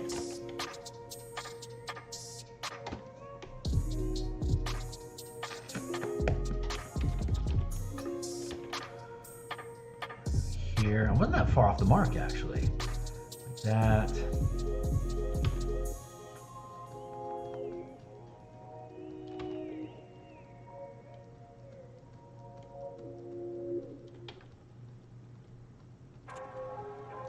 As long as I keep the silhouette the same on this ship structure, I don't have to worry about the tentacles on the Nautiloid. Because see, they're still going to match because they're overlapping everything and the curvature is going along along the outside of it, so I don't have to worry about, like, as long as I stay inside that silhouette here, all these tentacles still line up. But like down here, I've got all this freedom of space down here because there's nothing actually touching the bottom of the ship. So I have a lot of freedom of movement, as it were, without having to spend a 4th level spell slot to get it. Ah, D&D joke! I'm awesome. Yarr!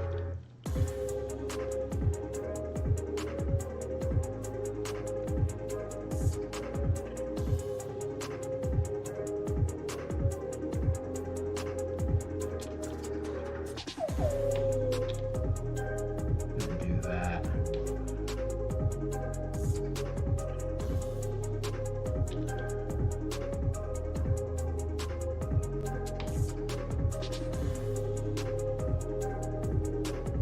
I feel compelled to do that. So that's what we're going to do.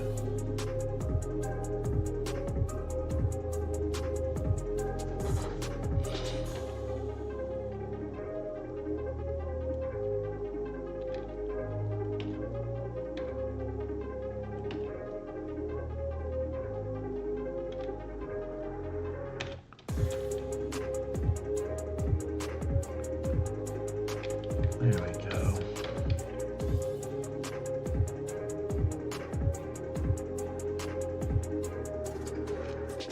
This book is going to be so sick. God, so sick.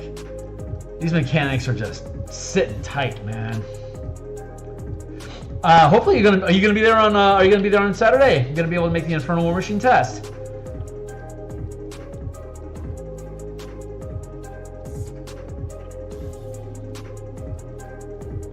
Did you see the prep session that I did last Thursday with the city blocks and El Terrell and the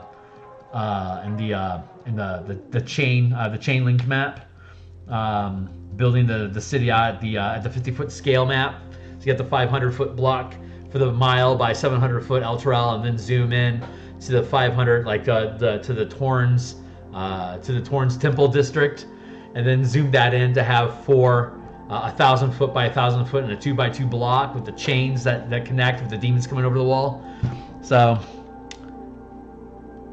yeah, it's Ukulele's fixing it. It's coughing up garbage everywhere. It had an infection of crystal spheres that we had to delete out of its system, and the armor class was a little frail, so we needed to fix the ship combat system like that. It was rather anemic, but we got it fixed. Ukulele may portray himself as a bard, but he is a book medic.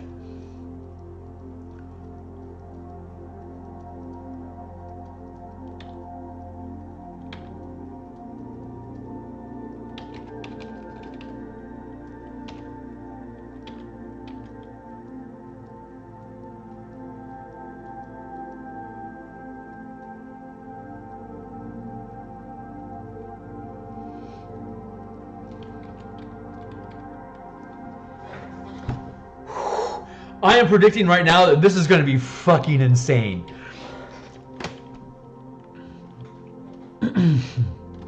Nice.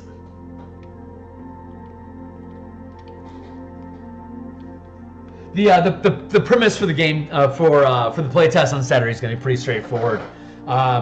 Destroy or capture as much siege weaponry from the devils as you can without being killed by either devils or demons in the process. There's one specific chain that we're trying to take control of, like the eastern edge where the chains are hooking El Terrell on the eastern shore. It's right outside Trebuchet range. So the citadel, the El Terrell citadel, it can hit the western front and keep that area clear, and you can have most of your troops dedicated locking down the high ground on the west side. West side, yeah. But the east side, it's having they can't control the whole space with siege fire, so there's a line of a 500-foot block along the whole side rim, that if they advance too far, they start taking siege damage from the human fortress. But along that edge, that's where all the demons are coming over the wall anyway. So the devils and the demons are mixing it up a lot, but that gives you guys an opportunity to come in with a convoy and take out the devils from behind. And if you can back it up with troops behind you, defender style, you'll be able to start laying down suppressing fire to pull the demons off of the chain to back off so that you can secure the entire top structure of Elturel. And once you do that, it's going to piss off Zariel. So when we come back with the next playtest, we're going to have resolve baiting her into coming at Elturel. Since once you guys are able to control the entire city top, all you gotta do is break off the chains and then they can be moved. So between securing Elturel and baiting Zariel into showing up, the characters can free the Archangel that's maintaining the wish to keep it in place. And so once you free him, that's what will bait Zariel to show up. And when Zariel shows up, you can have her, you can either defeat her or you can convert her. But either way, she'll show up to try to knock you guys down before the Archangel is able to be restored. So she's got that one last ditch effort to knock the city down, and she'll try to cut it in half with her Spelljammer ship. And if she can succeed, you all get dunked. But if you can hold her off, then the Archangel will have a long rest to recover itself, and once it does, it can fire up its wish, and you can pull Elturel out. So it should be pretty fun. Let's see. Okay, we're gonna do that.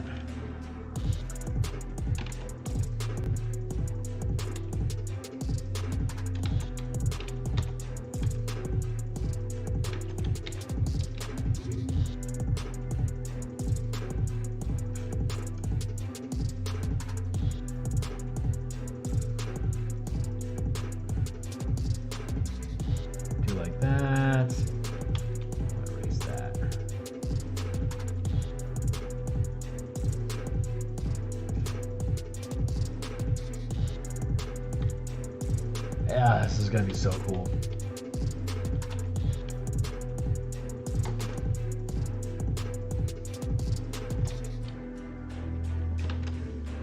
Damn, I like that line too. That was a good one.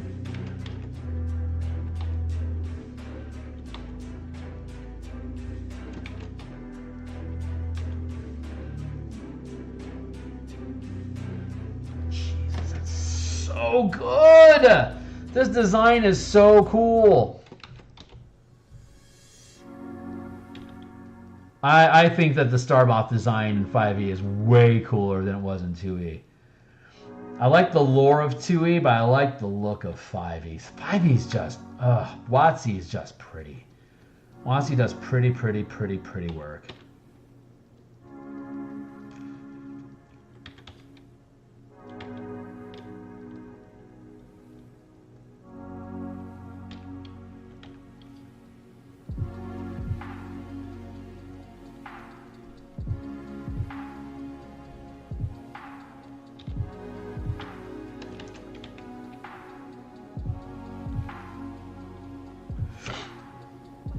My God, are you kidding me? That's so sick!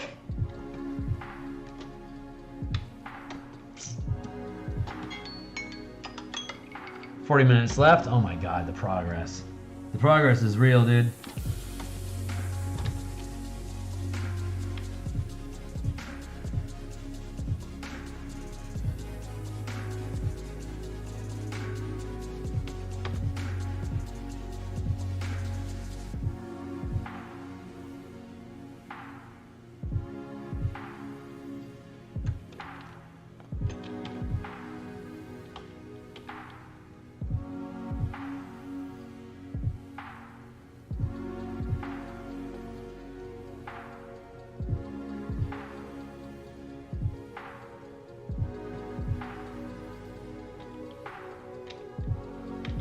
There.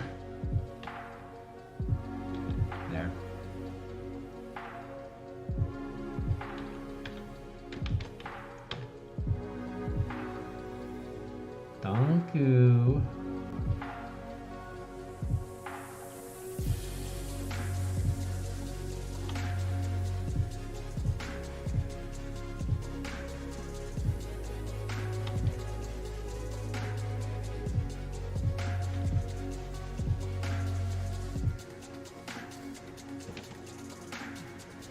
Super, super freaking cool.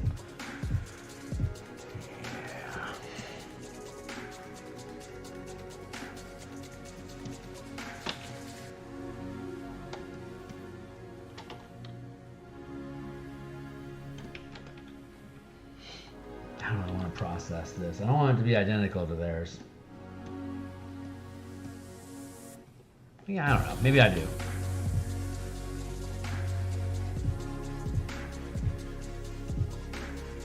It's not currently, but I like the markings that I'm making here already, so I don't feel compelled to exactly duplicate the architecture and the lines that are on the other one.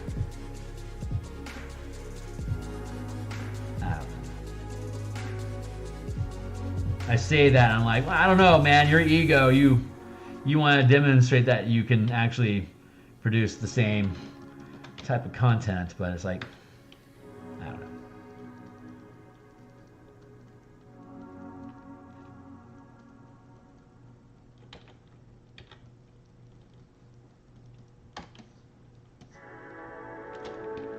Hit the save button while I can. That's interesting.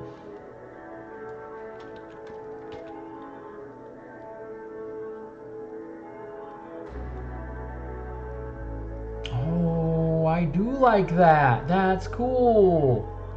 All right, we're gonna keep going with that. Let's merge these things down, make it inconvenient.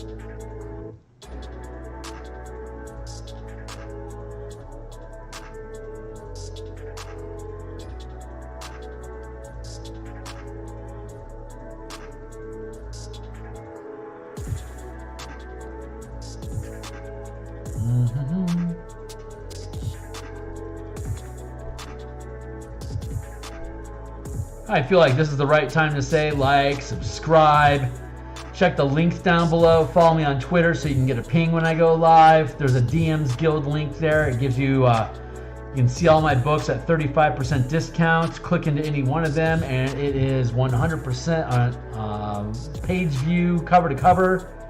You are invited to play a full 20 level campaign with any of those options if you want to try it out first. I did. I am a DM that runs 1 to 20 campaigns in about 250 hours. I'm on my 4th one right now. I have 35 total years experience DMing. Started with Redbox in 1st edition. The first book that I willingly purchased was the Unearthed Arcana, like the original one.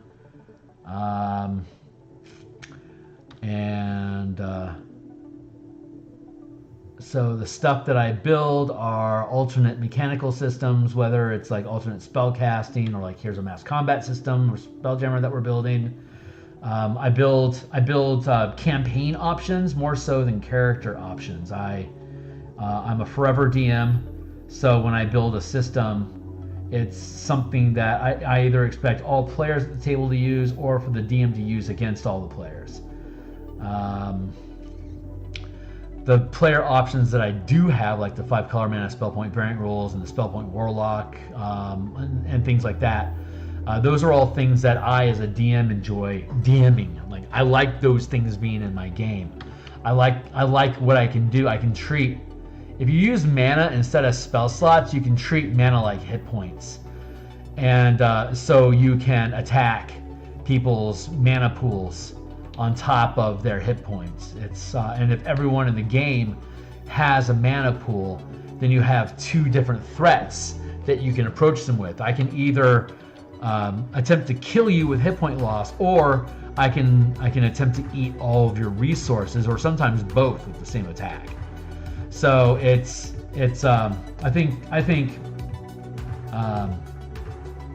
it takes more work to run a spell point game because the characters have so much more flexibility. You have to really be good at going through villains and having a diverse train of foes to keep characters interested, because they'll be able to roll through a lot more obstacles than you're familiar than a spell slot character can, just because of their ability to micromanage their resource stack.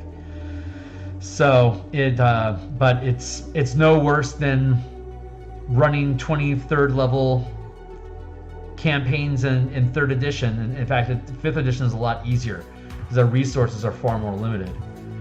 I really feel blessed that I started so early in my life, and it was so long ago that I was able to build into a team that enjoyed that we had an opportunity, the longevity to get into, get familiar with, get comfortable, and then occupy that 4th tier, 5th tier game space. Because it's really, as the editions continue forward, they're kind of just getting easier to manage. The mechanics are less mechanical.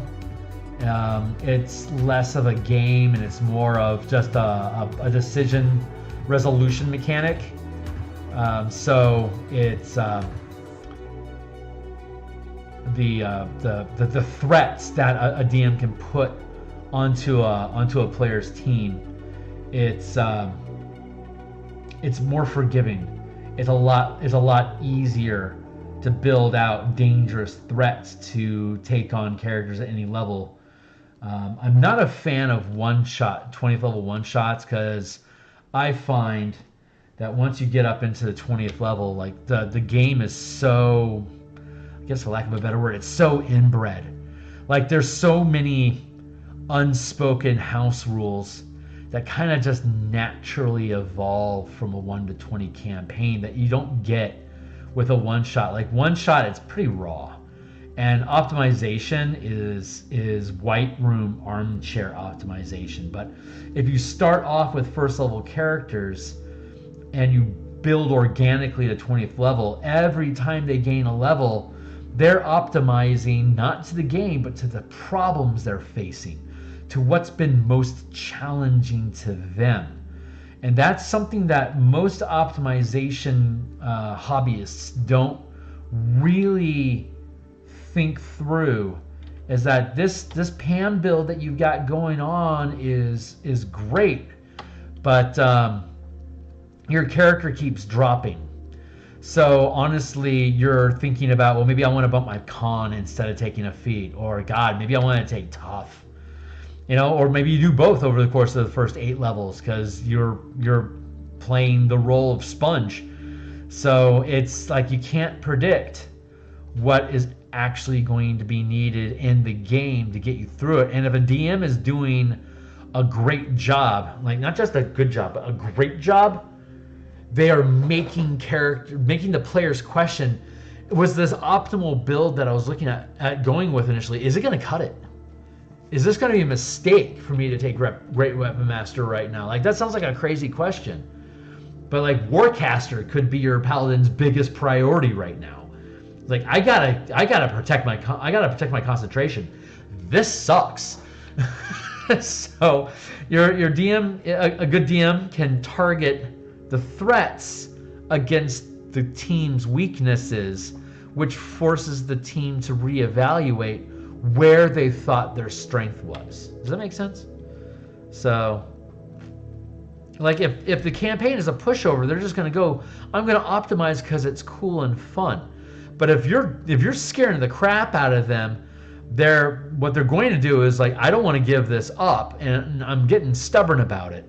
So I'm going to start curving my character into survival, so that maybe if I can get ahead of the curve, then I can just scrape together the rest of the build that I wanted. So it's fun. It's a lot more. There's a lot more long-term concerns that a 1 to 20 campaign forces you to address, and just one shots or like, you know, 20th level jamborees just don't do that. They're just not the same, you know. Anyway, ramble on, sing my song. Oh, that's what that was. Okay.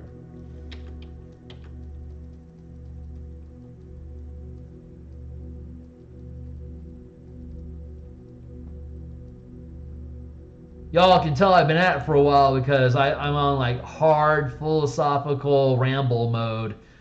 It's a Thursday in Phil's world. Time to listen to him ramble about the olden days like a grognard.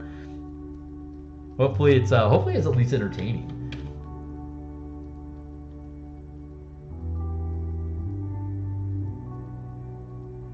But if you want to sit with elders, the general race, and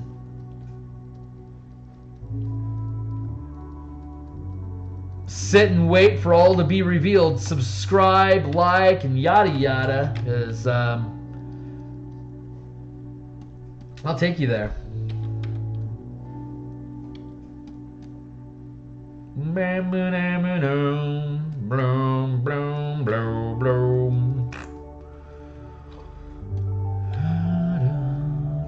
Now I want to listen to Clutch. Dude, I want that license. I hope that licensing thing about just giving your revenue, not getting any strikes for playing, you know, commercial licensed music on your stream. I will give away revenue. Like all the like if I get a Patreon that's paying me $2,000 a month, demonetize me on YouTube as much as you want. Just don't kill my channel. You know, at that point I officially don't give a shit.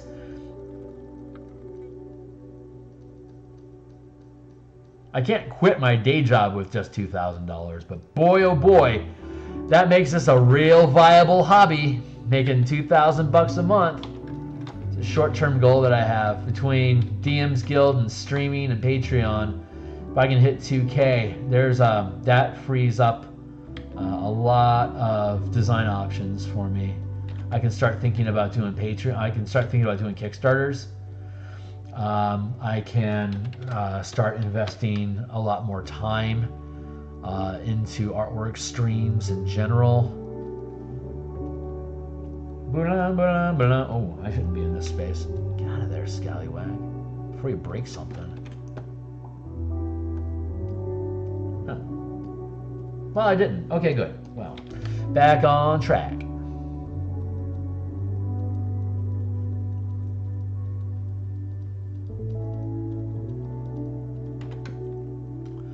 If I can establish enough of a fan base, and I can do Kickstarters like I can have like at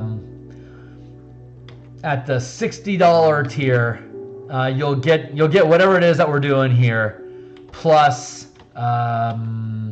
you are the art director for a quarter page. Like you get to we'll roll a random page number, and that is your page. And you can tell me what artwork that's relevant to that page, what artwork you would like to have on that. That's the kind of stuff that I want to do. Like I want you guys to pay me to be an art director, and of course, you know, and then like the Kickstarter comes out, and then I can bundle all the art that's from it into into stock art. So you would be backing me on a product to make a book come out that has artwork that you paid to produce that you will then have licenses to. So anyone that backs my Kickstarter would get a license to use my artwork in that book for commercial use. That's just fucking cool. So I am super looking forward to going in that direction. I gotta get there. This isn't a race. I just gotta build smart, I gotta build trust from the market by doing shit like this, so that folks can see the quality that's built in there. Accumulate. This is probably going to be a gold medal product, and once I get to that point, then I can. I mean, a lot of my books are Electrum, which is like 250 to 500 sales, but gold's 501 plus, and platinum's 1,000. Once I start hitting gold and platinum on some of these books that I'm producing, I should have enough, street credit that I can start choosing whether or not I produce things on the DM's Guild or not. And that's ultimately where I want to be, because that's when I can really just start taking control of building out ideas and just choosing where I want to put them. Like right now, all the stuff that I'm doing is hugging Wizard of the Coast, because I'm using the DM's Guild. So all the books that I'm building, all the content I'm creating, is how can you take Wizard of the Coast IPs and do cool things with them that they didn't know you could do with their own system yet. So I'm hopefully teaching Wizard of the Coast how to use 5e, and by the time I get all these things out and I've built that, then I can start creating my own content on SKX starters, but they can use the rules on the DM's Guild. So I have everything on DM's Guild 100% preview, so you can read it cover to cover, and then I can go to Patreon or to Kickstarter and start releasing supplements that would never sell on the DM's Guild, but make great content fodder for my own shit. Like, you can't build like the in the link below, there's the Pacts and Patrons of Ravnica. That's the Ravnica campaign. All 10 guilds, each one of them is a Warlock patron. So you've got an Azorius Warlock, you have a Simic Warlock, and they're specifically, their patron is the guild. And the only magic that they can use is their color combo, blue, white, or whatever. And but there's built out as 10 different types of Warlocks, with 5 new pact boons and about 30 some odd invocations that are either used by the guilds or the different packs that we created. And it's struggling because it's a hyper niche category. It's a subset of D&D. It's a specific MTG fan base role-playing setting, and on top of that, it's a limited parameter, only Warlocks. If you don't like the clockwork sorcerer, or whatever, if you, I don't know, there's you have to be looking for an option that we're offering inside of that book, inside of that setting, inside of this game at the DM's Guild. That is super far down the pipe. It's difficult to get a lot of sales. It's not like Spelljammer everywhere. This is a system that anyone that likes Spelljammer or wants mass combat at all should be looking at or investing in. And so that's fantastic. This is the most broad appeal product I'll have ever produced. Everything else has been MTG shit. And there's just no market for that. But all my MTG mechanics are on the DM's Guild. So I could go Boros. I could have a Boros month on Patreon and build a prestige class or archetype for each class that's Boros specifically, knowing that it'll never frickin' sell in a DM's Guild. But I can just offer it as a perk bundle on my on my Patreon. So, and if you're a patron, not only do you get access to the subclasses, but here's a bunch of stock art too. So that's the thought process behind it. And where are we at? Still got a half hour. Hot shower. That would be so cool if you had license support. Yeah, no kidding, right? I roll. I got the cover. Huh? I don't know what that means. Oh, you got the cover. I see. Right. That would be like $1,000 support. Maybe 500. I don't know. Maybe I don't grant access to determining what the cover is. I don't know about that one. I am really looking forward to both the Eberron adventure and this combat and encounters Spelljammer book coming back from edits, so I can start doing the layouts with you guys on stream. And then once the layouts are done, I can start doing the page dressing. And once the page dressing is done, I can start doing the individual art on each page. It takes a few months to kick out all this stuff if I'm going to do it like hardcore. And I may have enough time and space to be able to effectively do that. So we'll see. I mean, I just keep building it until it's done, and you know, as long as we're talking about it, it's promo. I'm just building a catalog of, hey, here's me talking about this thing. I don't know how interesting these long form things are at all. I don't have enough of an audience really to be able to say if this long form concept is damaging to my potential growth on YouTube or not.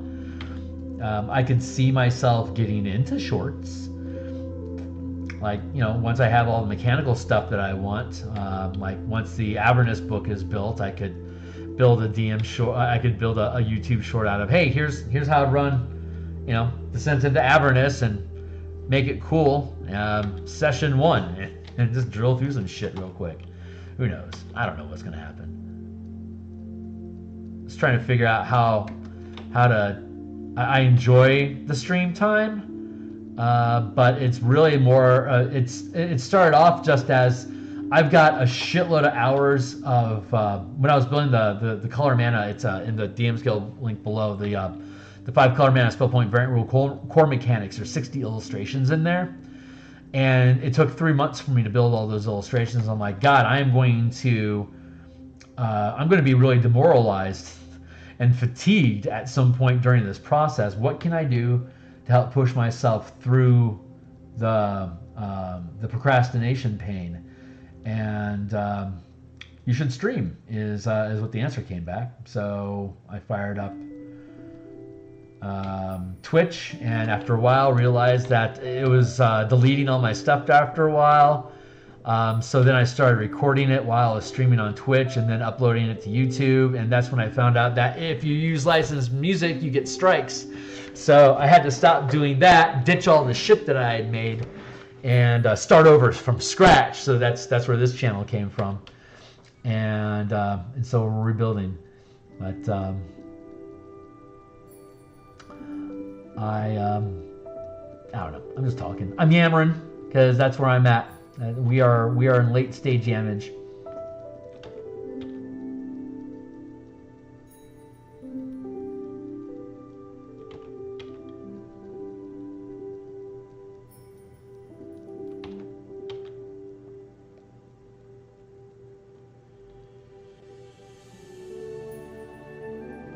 I should be on stream. I'll definitely be on stream Monday night, but also possibly after the Avernus playtesting Saturday.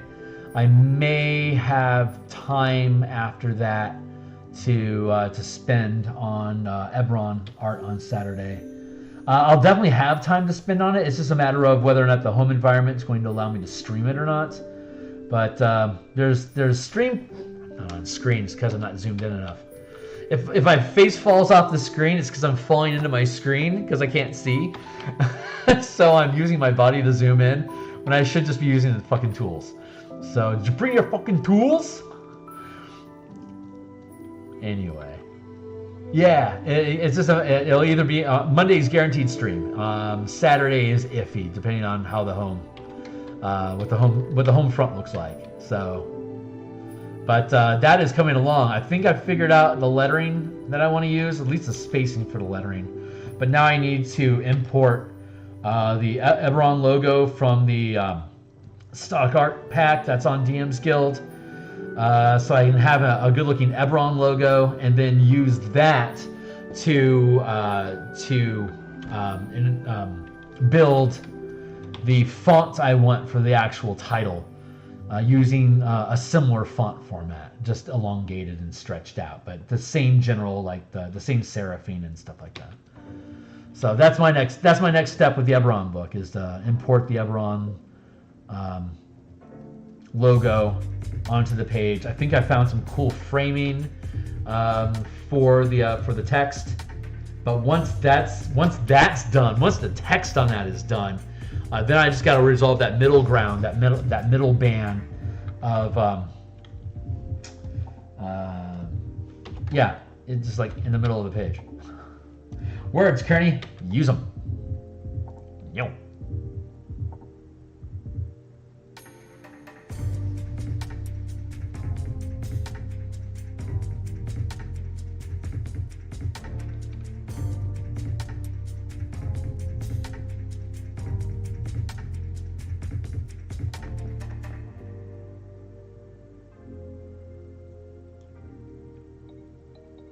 There we go.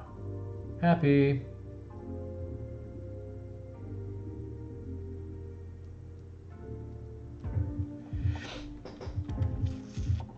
Dressing like blue cheese. Dressing. No, page dressing, like the page, like the little circle around the page number, the florets and the filigree in the margin of the page. The bracketing that goes underneath titles and stuff like that. That's all page. That's called page dressing. Unless you're just fucking with me, then screw you, buddy. There I go, zooming my face in again. Sorry about that.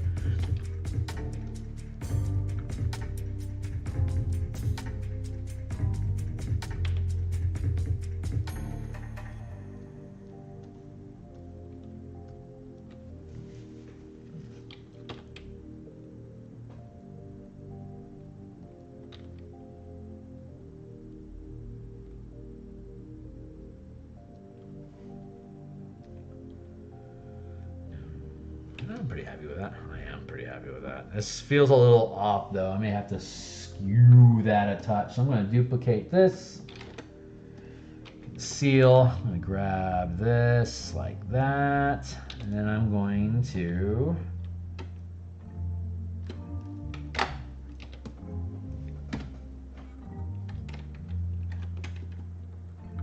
well, I don't think that's what I wanted. Yeah.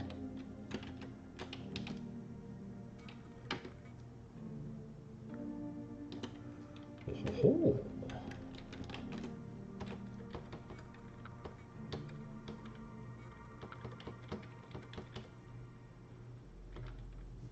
That's big for a maybe. Let's invest time on that.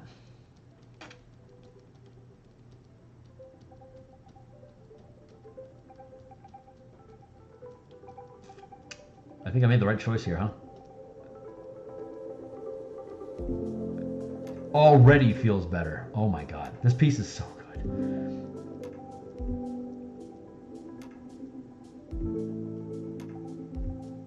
Every time I do a new book cover, my skill set just upgrades.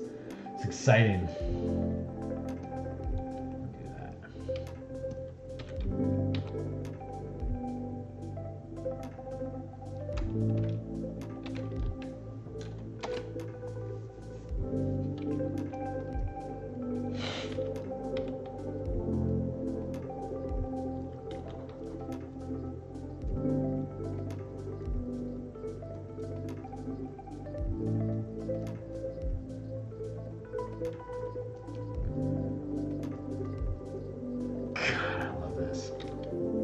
See, everyone's so freaked out about AI, and I'm like,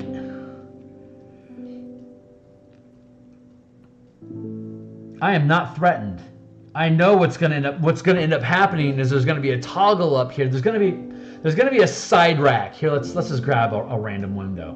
Bam. You're going to have your AI window. It's going to pop open here, and I'm going to be able to come in here. I'm going to be able to select this. Oops, wrong button. I'll be able to come in here and I'll be able to select this. It'll take everything that's on this plane specifically, and I'll be able to press the permutate button. And it'll start kicking out different geometric shapes or finding similar geometry that already exists in the space around it to match up and sync with it. And then I can extrapolate three-dimensional shape. And it'll take it from a 2D, it'll match the perspective, and it'll pop it out into a three-dimensional object. And then I'll be able to rotate 15 degrees and then tilt axis, yaw 7 degrees, and then compress back into a 2D space. That's what is going to happen. I'll be doing this, but it will be recognizing a three-dimensional space while it does it. That I'd then be able to pan out, switch over, and then be able to zoom in into. And while I'm in that three-dimensional space, I can be like, I want to see more spikiness. I want to see more angular edges with this. And I can start kicking out permutations of the shape that I've already built. So I'll be able to take this and like, yeah, lock that down, give it a hexagonal skin, make it blue with green highlights render. And I'll be, the amount of time that I spent today on this session, I'll be able to create this star moth that quickly with geometric perfection. Because I have the skill set in the tools here to be able to speak the language. Like not so much like the code language that they're monkeying us through right now with Midjourney or whatever. It's going to be an art space that we can design inside of. It will be able to directly render the images, and we'll be able to take one image, pull it aside, and then start making changes to it. It's like more like that button, and it'll spit out more ideas like that. And then you can grab one of those, you can go and you can sculpt it a little bit more, and then permutate some more. And at the end of it, you'll have this perfect. It's a lot like ZBrush, but with a randomizer attached to it. So, but it will also, but you know, at the same time, you'll be able to say, hey, I want to use this general architecture, but I want this skin job and I want this type of filigree on it. I'll be able to create a skin on the fly that'll be able to wrap around the object. It'll be really intense. So we're not there yet. We're probably 5 years away from doing that, but that is definitely where we're going to, and it's going to be amazing for artists when we get there. There's a lot of people that are really scared about their livelihood, and if they invested all their eggs into being an artist, I don't blame them for being scared right now. But at the end of this, the artwork that we're going to be able to produce is going to be as convenient and amazing as Photoshop is in comparison to buying an easel and a vellum canvas and crushing eggs and mixing flower pigments in with it so I can get that red that I've been chasing. I had to go to Singapore to get this type of cinnamon so I can get this rust color I need for the Spelljammer ships. Like, it just gets better. We just get more and more tools for us to be able to say, this is what I'm thinking about. Do you get it? It's amazing. It is just so, life is just it's a dream. It's a beautiful miracle dream. And I just hope I get to stick around long enough to just really see all this cool stuff click in. Yeah, that's when the breadth of your visual library is really going to reward you. And a visual library, if you don't know what that is, it's the mental references that exist already from your experience of consuming video games, movies, books, comic books, art galleries, and Pinterest surfing, so that when you think of a castle on the top of a cliff, your brain automatically can cycle through like 500 different ideas about what does that mean. But if you've never seen a painting or a movie with a castle on a cliff, you could be struggling. And that's where AI is right now. But at some point, we're going to get to a point where AI and artists are on the same page with each other, and we start creating things together, and it's going to be sick. Just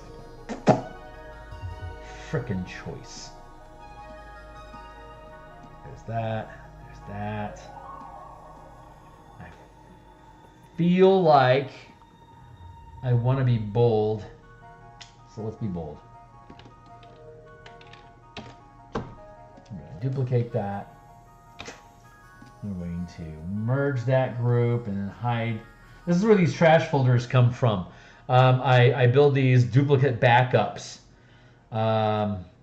Here's this, and now I just built it into a single layer so that it doesn't reduce the file size because I kept a broken out copy of everything. But if I merge them all down, it changes my perspective about what I'm working on. Like it changes my focus. It's like this is a bonded thing now. This is a single object I need to work with. So like this piping is its own layer still because that's a decoration that I'm working with. But this structure this overall structure is something I'm confident in at this point, that I wanted to eliminate the variables so I can blend and lock it all into the same shape. So, every artist has a different approach, but I really admire artists that work on canvas only have a single layer for them to stack paint up on. So I get to cheat using Photoshop with multiple layers, but I occasionally bond them down as a means of burning my bridge. Artists have to burn bridges. If you keep leaving yourself an escape option or the opportunity to go back, you don't learn boldness. And artists need to be bold, confident, unquestioning. Like once they're willing to commit to what they're doing, like a sculptor, once they hit their block of stone with the chisel, they're committed. And there's an energy that goes along with for the better or for worse, I'm going to have to make this work. And that's what inspires creativity. So being able to constantly back out of your option and redo or undo ultimately weakens your composition. It prevents you from an artist of being able to really step into owning the piece that you're working on. So that's why I bond that like that. I leave it open in case I realize there was a tragic mistake someplace, but that's just my own safety net. I pile it all down and I eventually delete it, and that helps fight file size as well. So, but if I forget about it, if I pile them away in these forgotten folders, then there's something I can go back and reference if I have to peel something apart again in the future. But the actual composition, I just get to sally forth like I've been saying. And like an artist, I'm always contradicting myself and calling myself a liar. So I think that's just a cultural thing. Slack culture. Slacker. Church of Bob approves.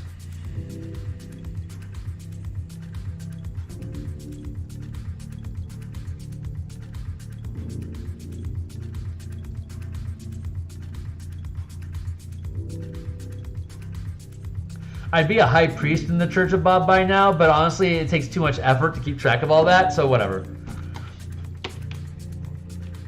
Whoa! Lorem ipsum! Get out of here, buddy! No one asked for your lorem. That ipsum was completely inappropriate. Thank you, though.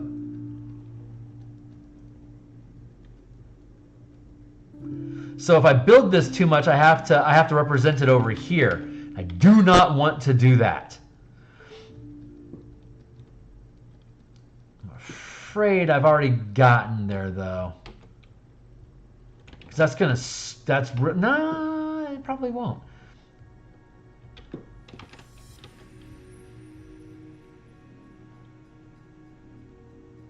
I can be that guy.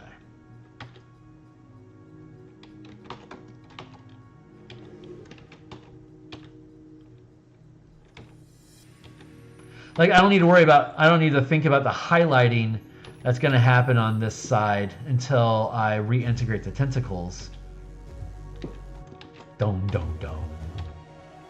Dome, dome, dome.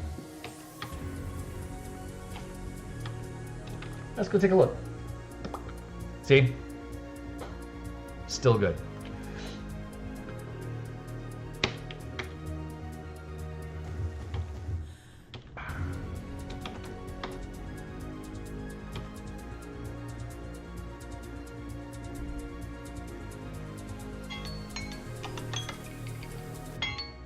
All right, we're gonna stick around just a little bit longer because the muse wants me to keep grinding on this. So we do what the muse says.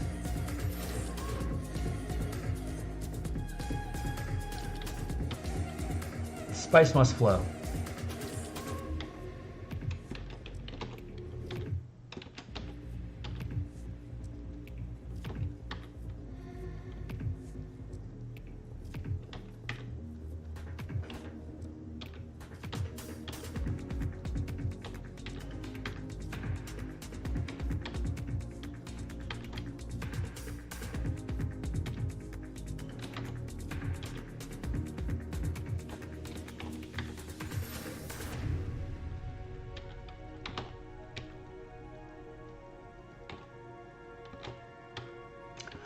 right now we're just trying to figure out how we want to build.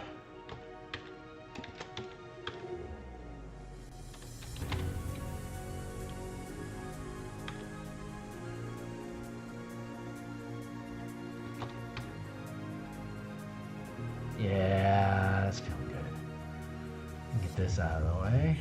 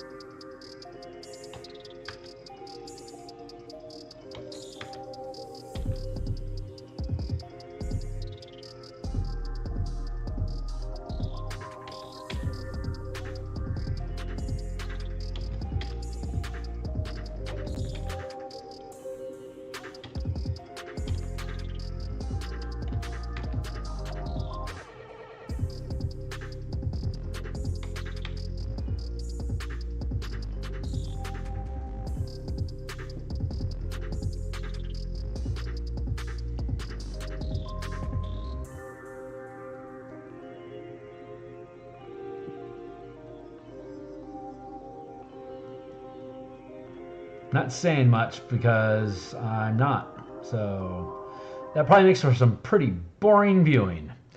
If you're still here, God bless you. Like, subscribe, follow me on Twitter so you'll know when you can be bored again.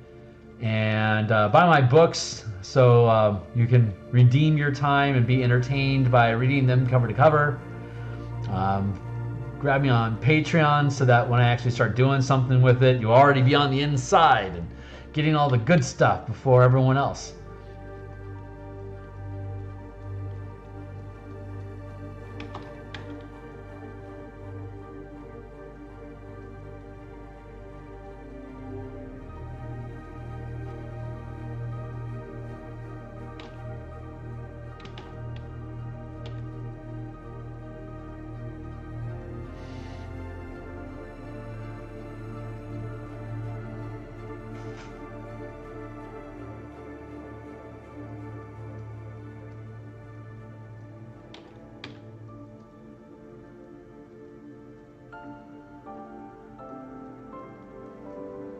Martial powers should be done with writing and ready for editing probably about the time that I'm done with these books publishing. I reckon that is going to end up being the timing, and that'll be great timing because that'll feed another really great project into the pipeline right as the other ones are coming offline. So that would be good pacing if that ends up being the case. And once Marshall Powers is ready to go, then I can reformat the Color Mana books that are in the description down below. Check out the DMsGuild list so you can look at those cover to cover, because those will change. Even after it changes, though, you still have access to the current incarnation of it.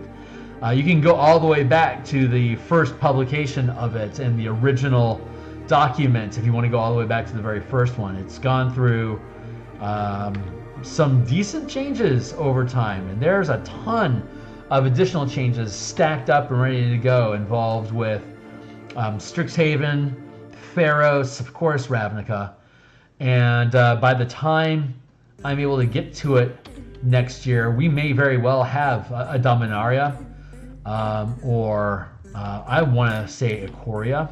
I think we have a shot at seeing Ikoria Hollow Earth in 2024. I'm not 100% on that, but I would freaking love that.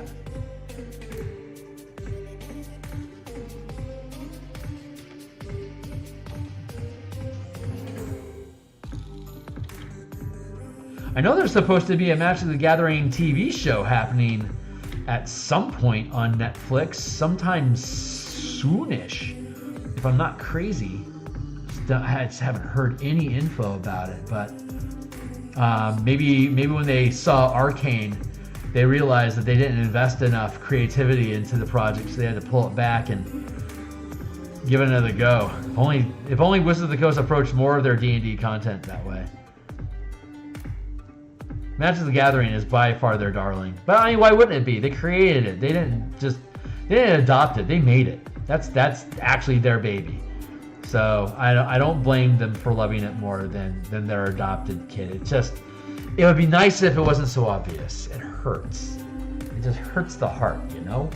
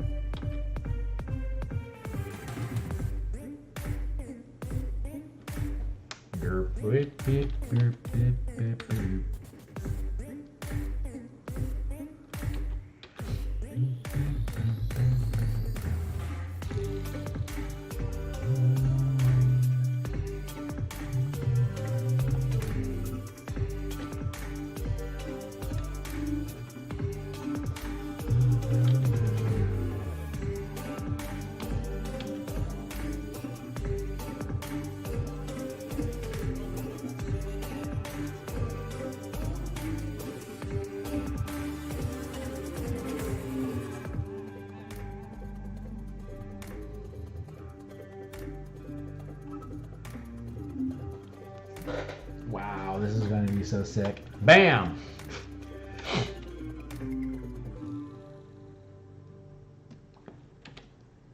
That's our piece so far. It's looking pretty damn good. Yeah,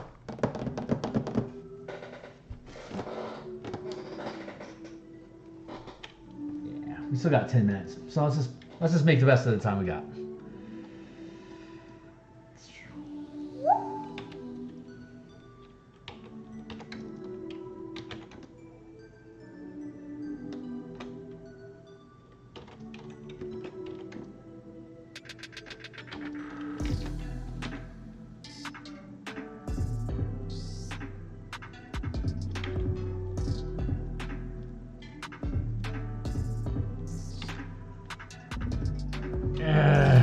It feels a little off. All right, that's actually pretty important.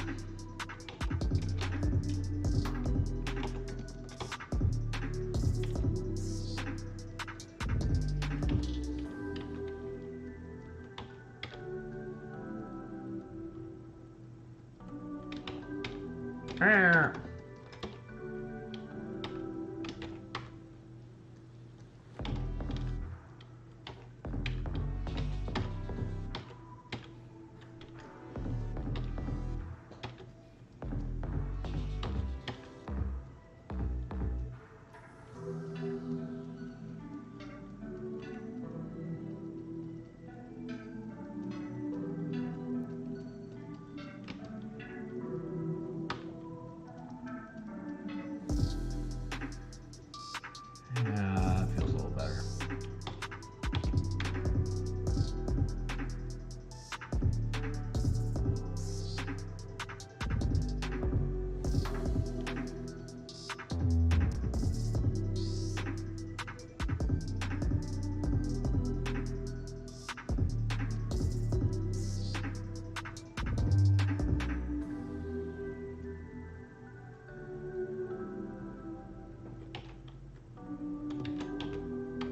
There we go.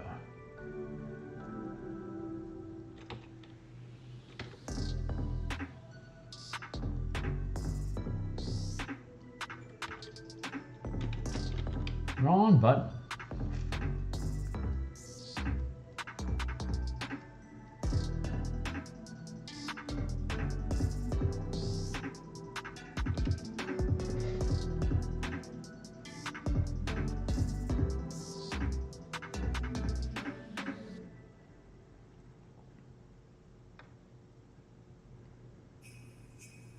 Yeah, that should be fine.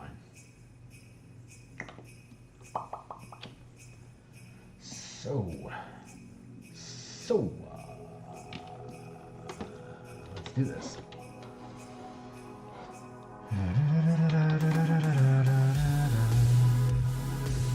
It's Christmas time up here in the radios.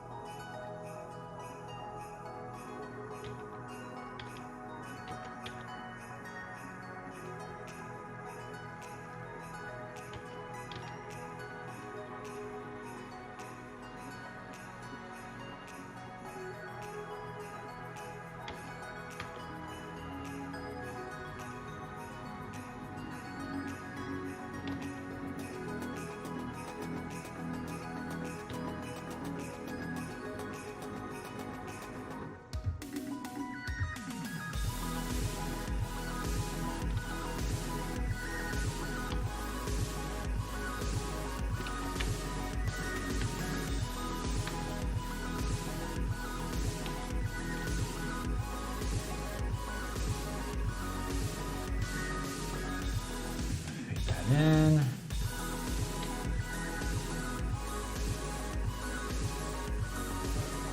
Oh yeah, that is a red line. Nice job, Gurney. You found it.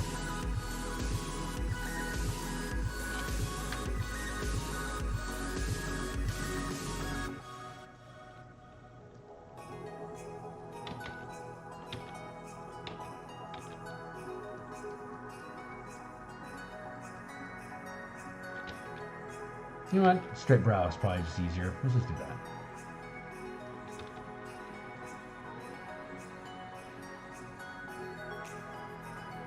I'm okay with changing the paint job and the general decor, but I don't want to restructure how this thing is actually built. That wasn't. Then it doesn't even look like a Star Moth anymore. It's gotta be the same general build and structure. So.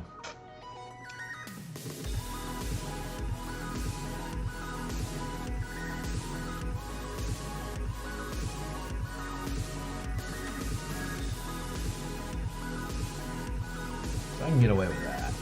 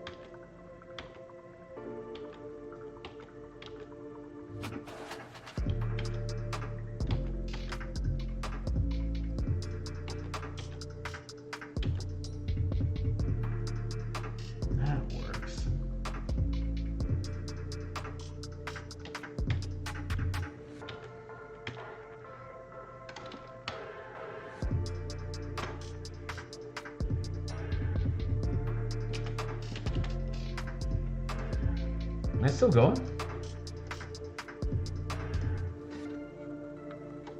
Good. Am I still going? Good. Good.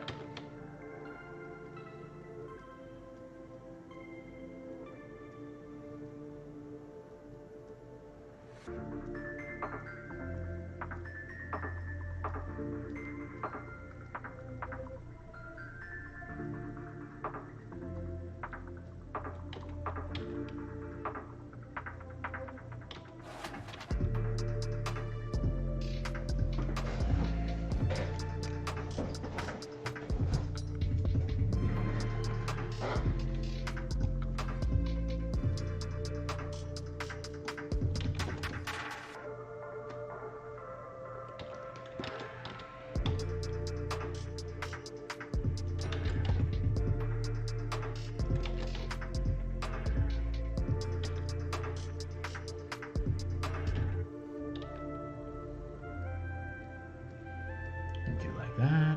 We're almost done.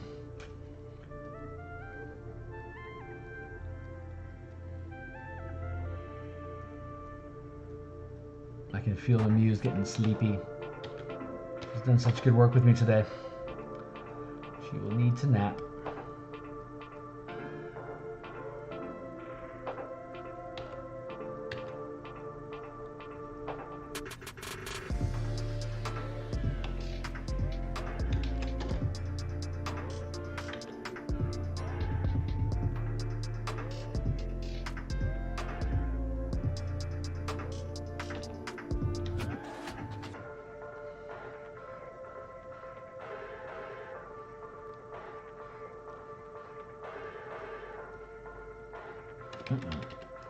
Nope, it's just fine like that, Kearney. You don't need to mess with that. Probably be done here in a minute or two.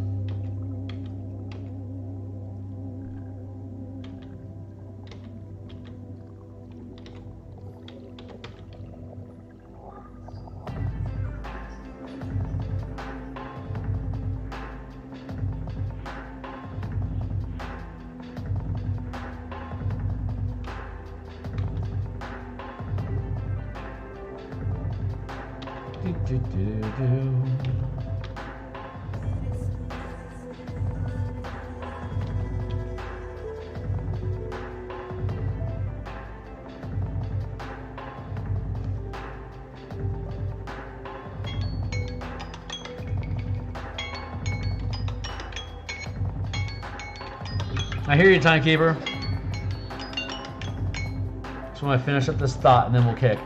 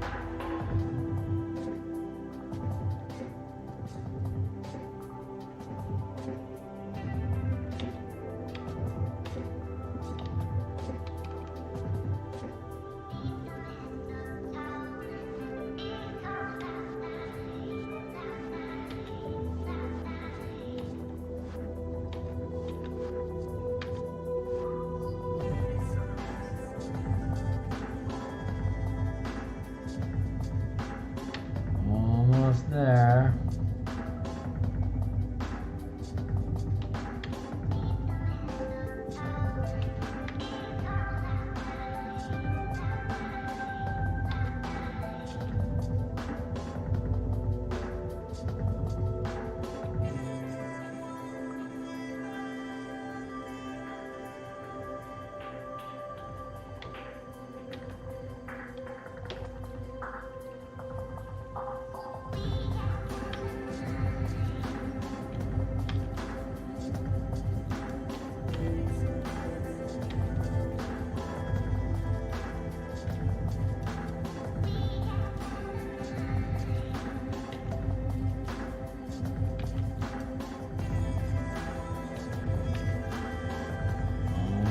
There.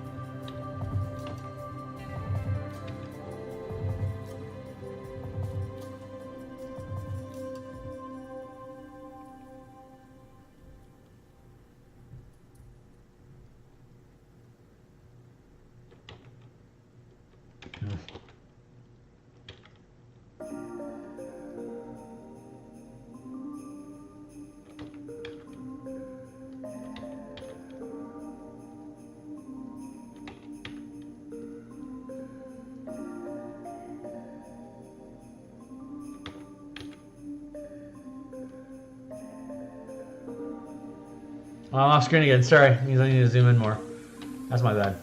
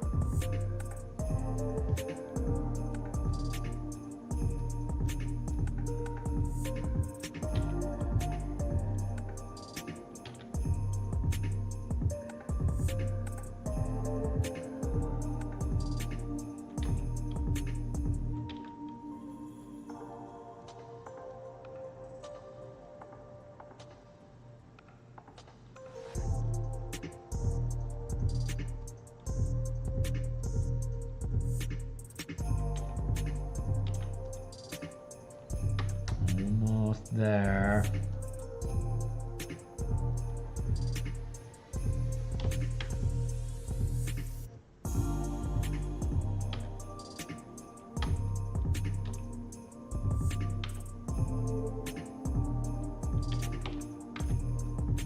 Brr.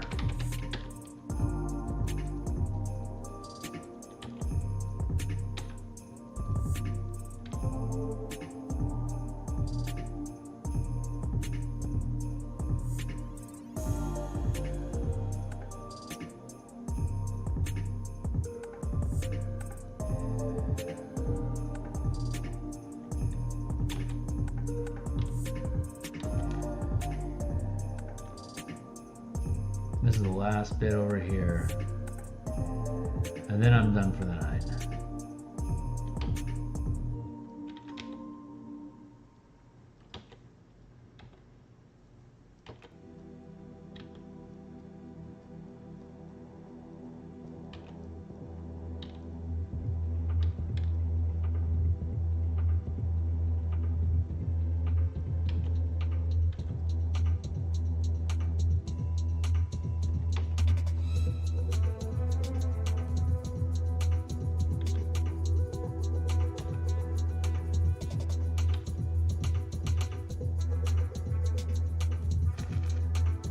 And I'm just looking to clean up the last little bit.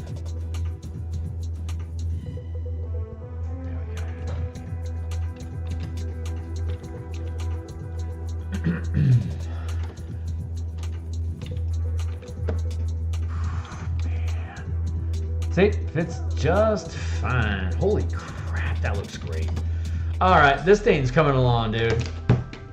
That's where we're at right now. We'll be able to finish up the moth probably next session. I think I'm doing prep stuff at lunch tomorrow. Avernus, Descent into Avernus War Machine prep tomorrow.